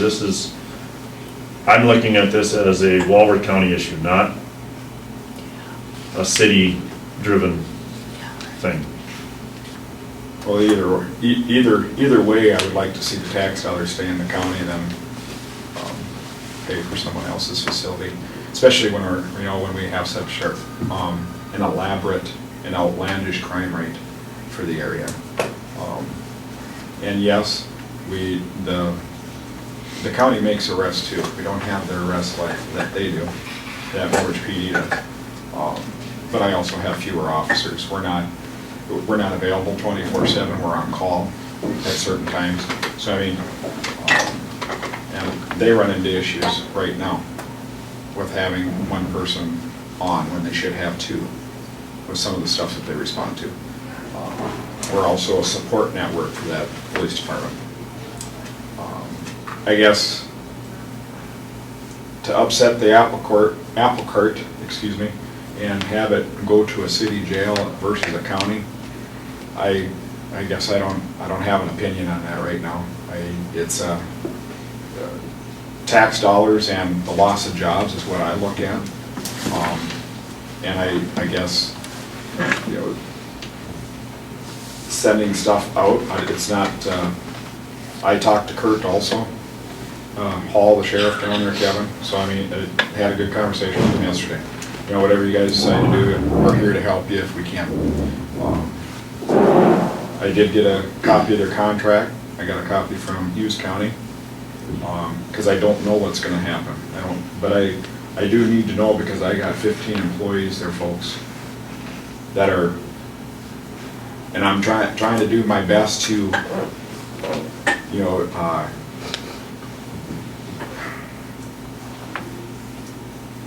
keep them from getting worried or being worried. But I'm surprised we've been able to get people to actually apply when the verbiage is out there that the jail has been, and it's been out there that they've been talking, or words have been mumbled that the jail's closing. But we're almost fully staffed. We will be pretty much after December. We have 14 hired. We have 15 total over there. You know, Kevin, you asked me to look at different options if we went back down to just our staffing. And I talked with Commissioner Schilling yesterday. You know, the 10 employee option with the 5 part-time. I've always had that anywhere between that 4, 5 anyway. That I've always tried to hire and keep them on board to help with sick leave and vacation and stuff like that. You asked me to look into that. And what did you come up with a plan for if we just house our own? Nobody else. What did you come up with manpower wise, staffing? What was, did you come up with a plan yet of? I asked you what you asked me to look at, and I did, and which is what I came up with, was the 10 employees with the 5 part-time, which would put us back, which would reduce our budget, and I'd have to run the numbers for sure, but just crunching them was $830. Roughly knocking down close to the $800,000 mark again, or it was in the past, few years past. And how is 5 part-time gonna be different in the future from what you got in the past? Because the part-time has never worked out for you. Well, part-time is difficult because you can't guarantee them the hours and where you're gonna plug them in at. So, I mean, it's sick leave, vacation, obviously you can pull it from one of them if one leaves or something, but we've seen within the courthouse also, you know, that part-time is hard to fill. The auditor herself has said that it's hard. I mean, we both came up here and did proposals. I did it with the secretary position not long after the auditor came in, you know, for one of the deputy auditor positions. It's easier to get people to apply than when apply for those jobs when there's benefits and the hours are there. It's harder to hang on to those employees with, you know, when they're part-time. They are gonna look for something else, or they are working full-time somewhere else already, most of them. So these individuals you're saying it's gonna be 800 and some odd thousand? Roughly, when we go back, that's what it was in the past, I believe it was 822 the one year, 820, I can't remember off the top of my head. But roughly, if you take the 5 employees out of there as full-time, after a loaded wage, you're gonna knock it back down to in that category. Okay, so we're looking at 800,000. Then you got utilities and what's the remodel gonna run? Well, we don't know that, Kevin. I know. That's all gotta be researched yet. That's what, And in my mind, we gotta take a look at. What is it gonna be cheaper to house them out of county? Or is it gonna be cheaper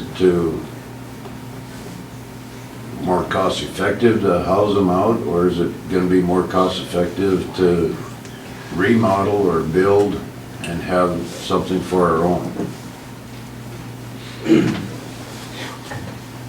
We don't know. I mean, like I said, we're gonna have to run those numbers. I asked Scott that question yesterday on time frame, because we all know, as we, you know, this is has not been the swiftest and the fastest, and it takes a lot of time when you're researching this stuff.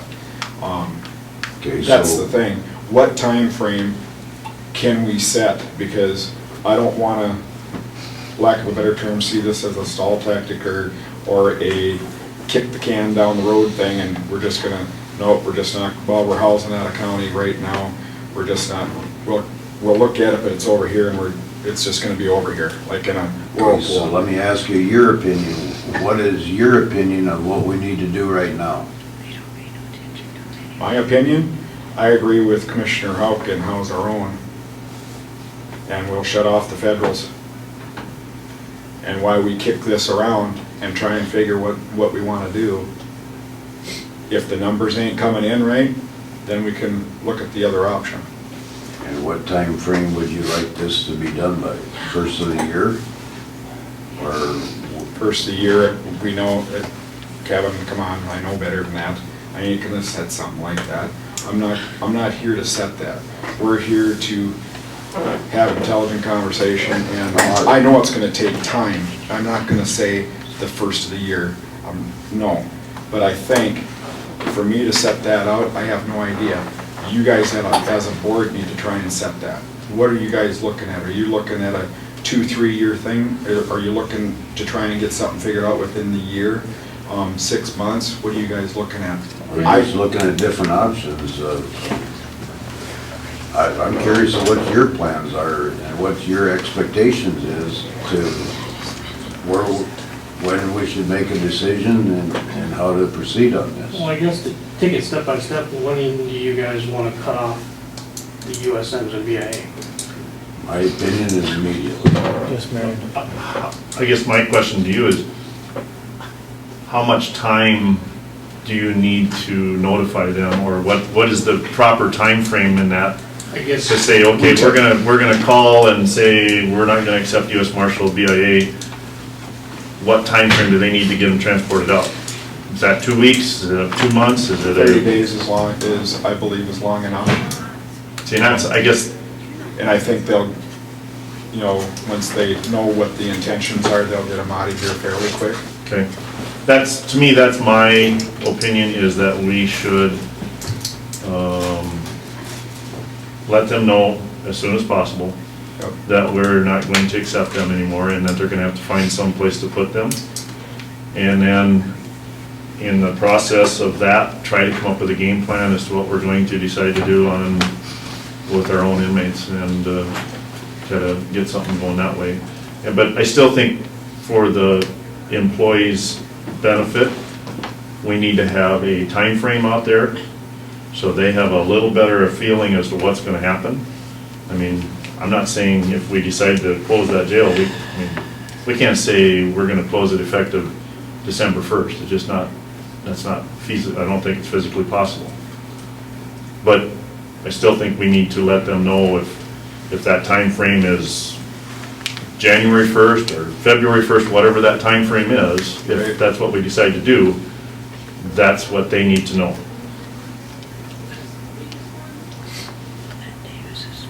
Did you want to try and set that today? I think everybody needs to not set something today. I think everybody needs to you need to look what everything's been said here. I don't think a guy should just sit here and just jump into deciding something today. I mean, I don't think that would be the smartest thing in the world. I think everybody's thrown their ideas out there. I think everybody needs to sit there and think about everything that's been said here. I don't think we need to make any decision. I think we all are in agreement about the U.S. Marshals and the BIA. I don't think anybody's disagreeing. We are agreeing on something. Okay, with that, do you want to make a motion to have that end before the end of the year, or you want to wait on that too? I think the BIA and the U.S. Marshals, I think, should be the 30 days from right now. Because I have letters drafted already. I just would need your guys' final say-so. I think that's just my opinion. I think the liability for that should be right now. Because that will be, you look at that, that will be already, into December. Yeah, correct. Oh, yeah, 30 days from today. So you're not talking a lot of difference. I mean, if you got to give them positive, it was 30 days like you had said, but I think I'd heard that a long time ago. So, yes, Becky? Did the board even sign contracts with the BIA and the marshals? No. So is 30 days required? I think it's just just being courteous. Courtesy, I would It's a think. Courtesy. Give them time to plan. and- No, but you're right, no, there's no contract. Just negotiations. And like I said, that's why we're here, is to talk about the ideas. But I think we need to look really hard at keeping what we have here and keeping and sustaining our own system. Getting into that quagmire and with the transporting, and I just don't want to see that. I guess, to me though, too, that, you know, where you guys were talking about Mobridge doing this, I think there's some numbers that gotta get figured out so that everybody knows what's going on. I mean, we can't just say, yeah, Mobridge, you're transporting. I mean, to me, there's gotta be some firm numbers exactly what this is gonna be.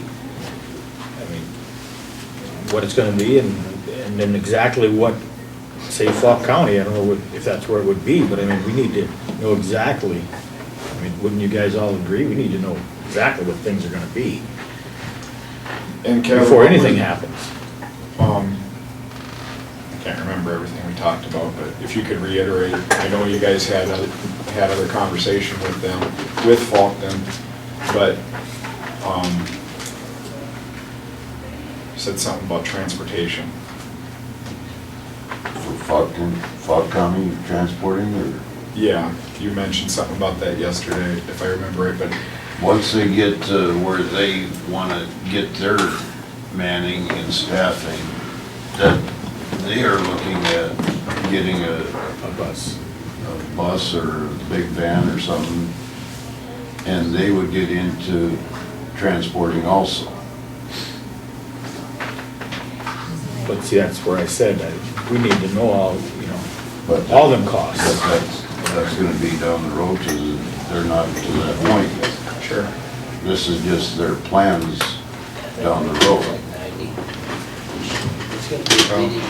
Like I said, these are all ideas, and that's why I asked for this, because we still have the issue in front of us. It's not behind us at all. So I mean, it's something that we need to work diligently on and not drag our feet on. If we ended up doing something, yes, we'd have to have temporary housing, because you couldn't work on that at the same time. It just wouldn't work. But I guess, you know, it is what it is, and we need to, we really need to put our heads into this and hit it hard. I don't want to see it drag out any further, any more than what it needs to. We already have. We've beat it with a. We just beat it dead. I mean, we have. We spent a lot of money on the project already, and we still really don't have a solid plan B yet.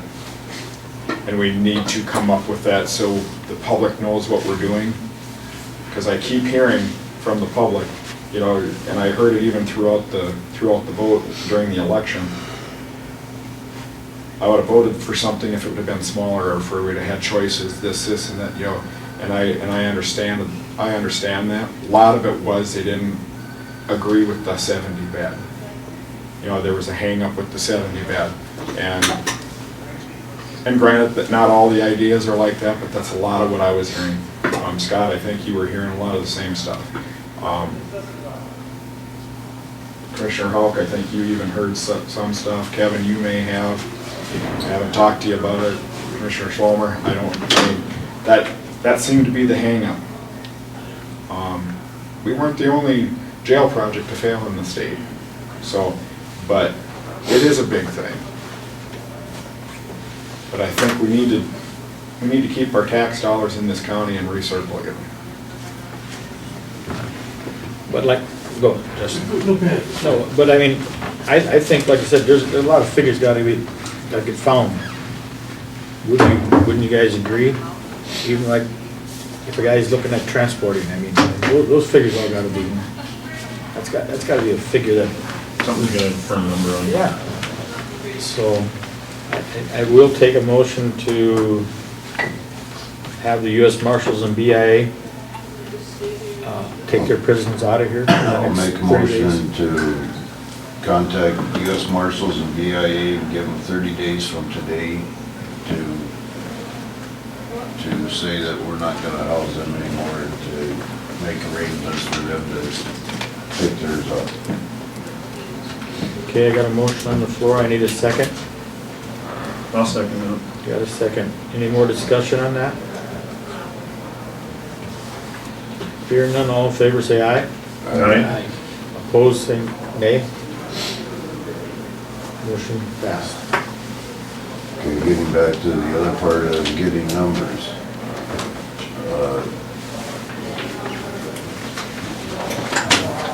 To get firm numbers, you want somebody to, you want the city of Mobridge to come up with a number Well, yeah, I would. for transport? Well, absolutely. I mean, they would have to. It's gonna have to get approved by Mobridge City Council. That's why I said there's just a lot of Should things we we gotta give. contact them to say, bring this up? And then we gotta have firm numbers from Falk County or what they can guarantee. I mean, we gotta have all that so that we have somewhere to go with it.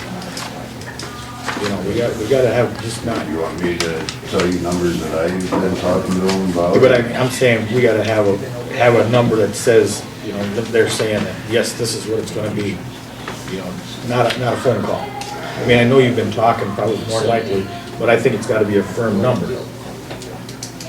Yes. Yes. I think I mentioned this to you, Scott. Could you, I think you were gonna try to, and I don't know if you had time probably not, but EAPC, you were gonna, okay, I mean, to try and run those numbers for us on those projects or what Commissioner Schilling is talking about. They're already familiar with the project. I'm sure they're willing to work with you guys. It's probably not a bad idea to have them run the numbers. I'm not an engineer, I don't know what it's gonna cost to fix it. And do proper maintenance on it. And tear down a building, I have no idea. And do the, 20, 30 additional with booking and whatnot, I have no idea. But just on that aspect, to try and get numbers, I mean, that's obviously up to the board, but I think it's an idea that they're already familiar with the project and they've already gave you a plan, so to speak, for a standalone facility. We're all brand new, but, so, just kind of proof of that. But yeah, like I said, I think Sean's gotta get his figures together, and then like Bill and Kurt, I mean, they need to have them, you know, I would call it in writing, so that we got something that we can say, yeah, this is what they're gonna charge us. Wouldn't you think that that'd be the appropriate way to do it? Well, that's gonna help us to decide which way to is the go. best option. Right, absolutely. So I'm guessing we should get a hold of both that and Madison and Woolwich to see what's gonna happen. Do you have something, Sharon? Okay. You looked like you were gonna say something, so. Do we, You're gonna bring something up, that's what. Oh, yeah. do we want to, for a timeline, do we want to try to come back the next meeting? That's only a little over a week away. About 10 days away? 10 I don't know days. if that's a possibility. One other thing, Scott, you guys want to utilize the jail committee? It's still there.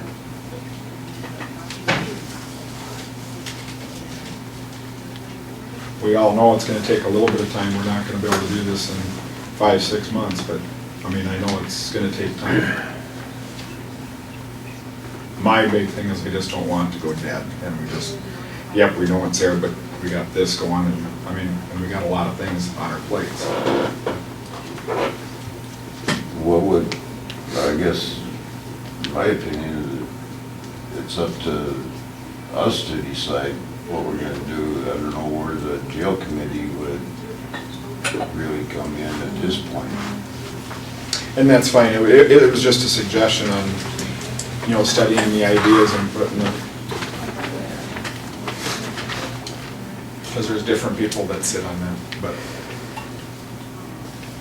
I mean, there's you, Jim and me and Jamie and Becky, we can all call each other and see Yeah, what that's- we got. Yeah.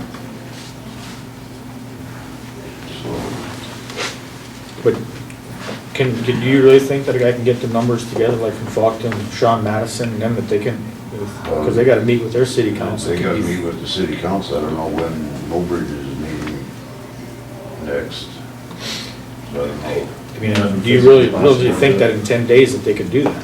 I don't know. I don't think so, probably not by the time if they were to have a meeting and everything else, I don't think that would be possible, I guess, I don't know. Truthfully, I think we should try to look at the first December meeting, I mean, because, holy buckets, I mean, that ain't very far away to get those numbers all legit. Are we meeting on the 20th because of Thanksgiving? Yeah, Yeah. Sometimes it's been changed, so I was just making sure. it's 2 days before that. Yeah.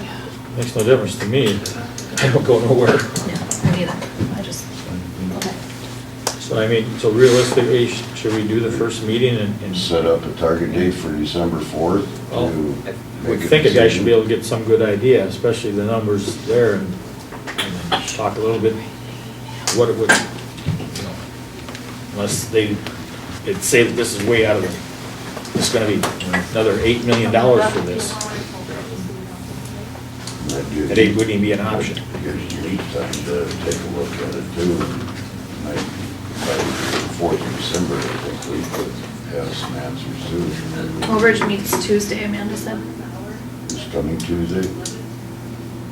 Well, then I think I should just shoot for the December 4th. Okay. Have a good enough time to try to crunch numbers too. See what it looks like as our option. Everybody agreement on that? Yeah. Anything else then on this? Great. Thank you, guys. Thank you.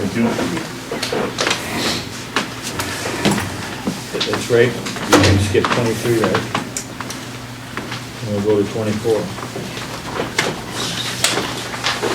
Election canvass. So basically, what you need to do is just confirm that the numbers entered match the numbers on the printout from the voting machines. If there's a discrepancy on the amount of names in the poll book compared to the amount of ballots cast, I think there's gonna be one, and if it's less than 5, you move on to the next one.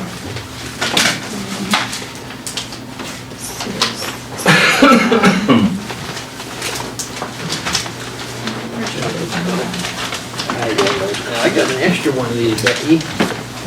One of these. Is that where 2 went?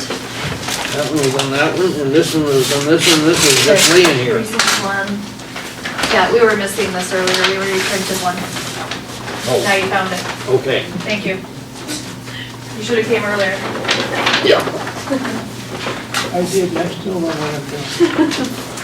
Okay, so we're what you're gonna looking do at the is you number look here. at this, Sign in voters, is that what and you that is? compare it with what was entered into the computer.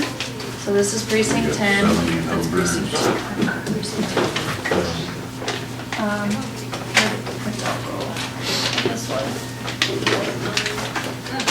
Precinct 2. Precinct 2. Okay. Precinct 10, where's your other? You missing one of those? There's one, there's 30s.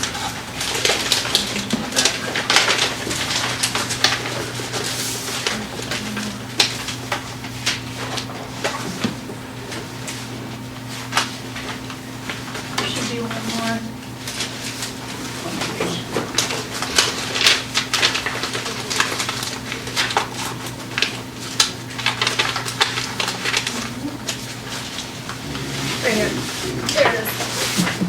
There we go.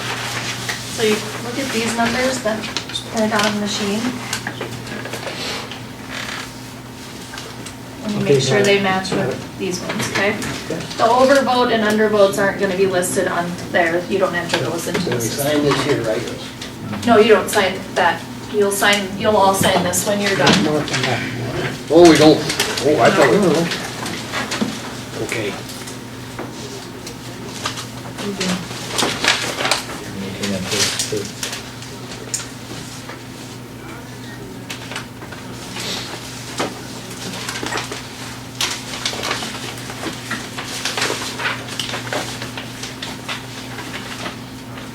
Okay, so. Nope.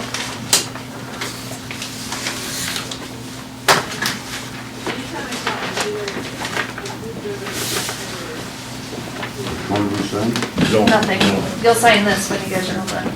And it goes just in order, that's the way I put it. so.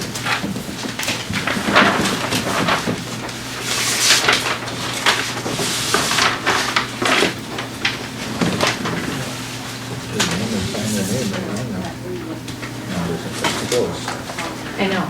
I asked them to stop doing that. Like, I can't see the numbers, you guys are writing over them. Yeah, 'cause if you don't turn it the other way, it looks like a different number there.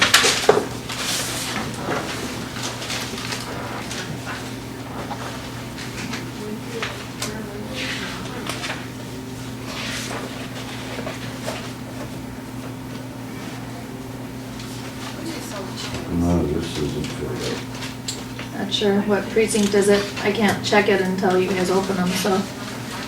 Right. 5, precinct 5, okay. There's none of this. I have to talk to them.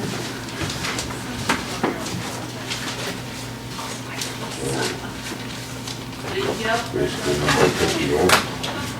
Pretty much, the way it looks.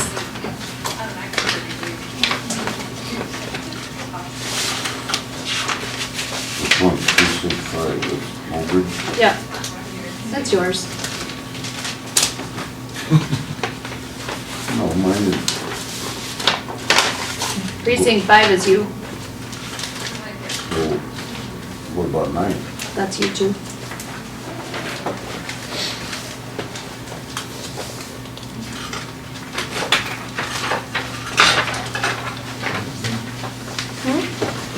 What did you do?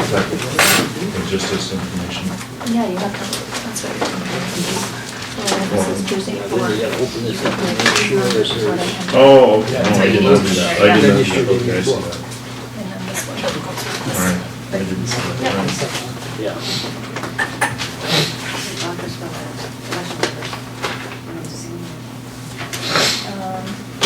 They're not listed on the call sheet.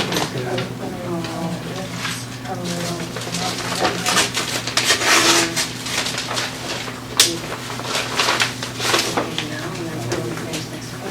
Turn it back to page 2.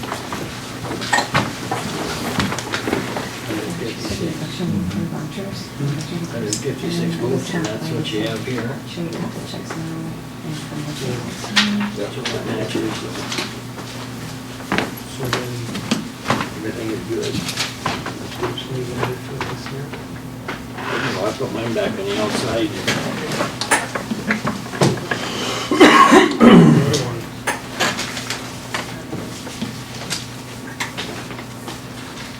Put your deal probably back in, I don't know. I put my deal back in there and then.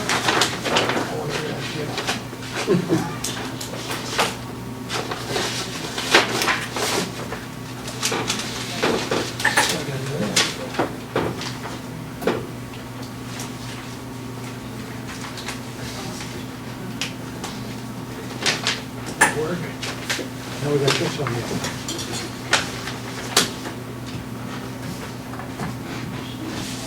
Who's that?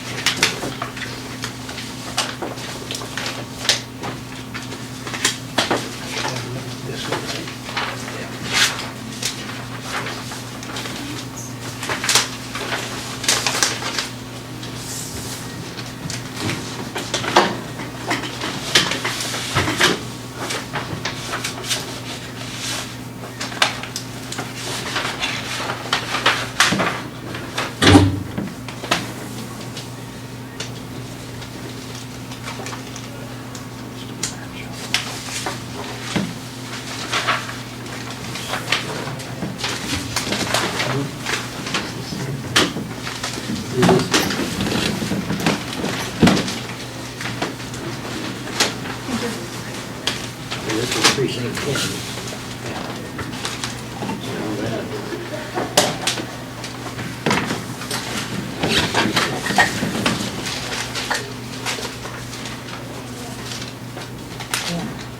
There's this one.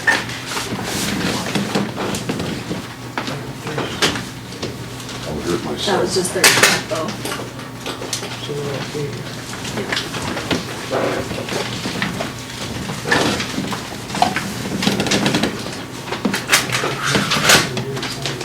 You can.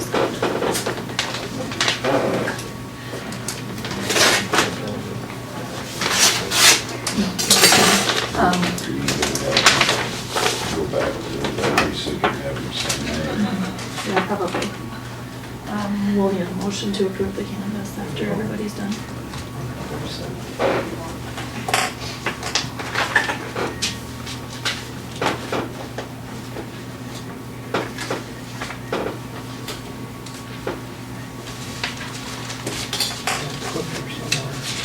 It's on there.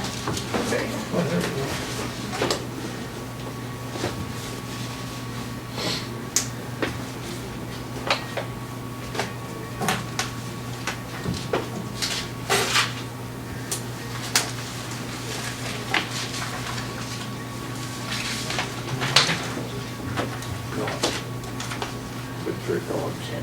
He must be an awful good dog. Yep.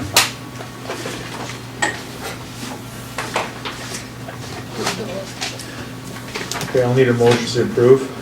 If everybody's done. I'll second. We've got a motion on the floor and a second. Any more discussion? Hearing none, all in favor say aye. Aye. Opposed, say no. Motion passed.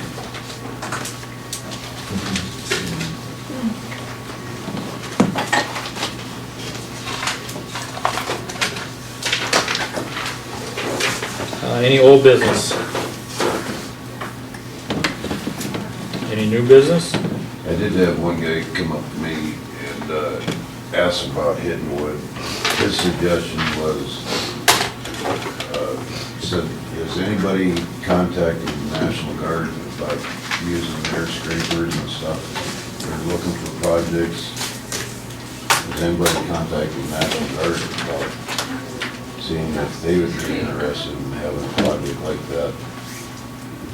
I said, I would bring it up and Truthfully, I think the state has talked to a little bit about it, but they're not saying much right now that I know of. Because they're still undecided what they're gonna do with hidden wood, what I've taken, people I've talked to. I haven't talked to anybody from the official parts, so I don't know what their plans are. Positive though, right at the moment, they're not gonna do anything right now. They're- But being it's part of game fish and parks, we don't really have any say in it to do anything, do we?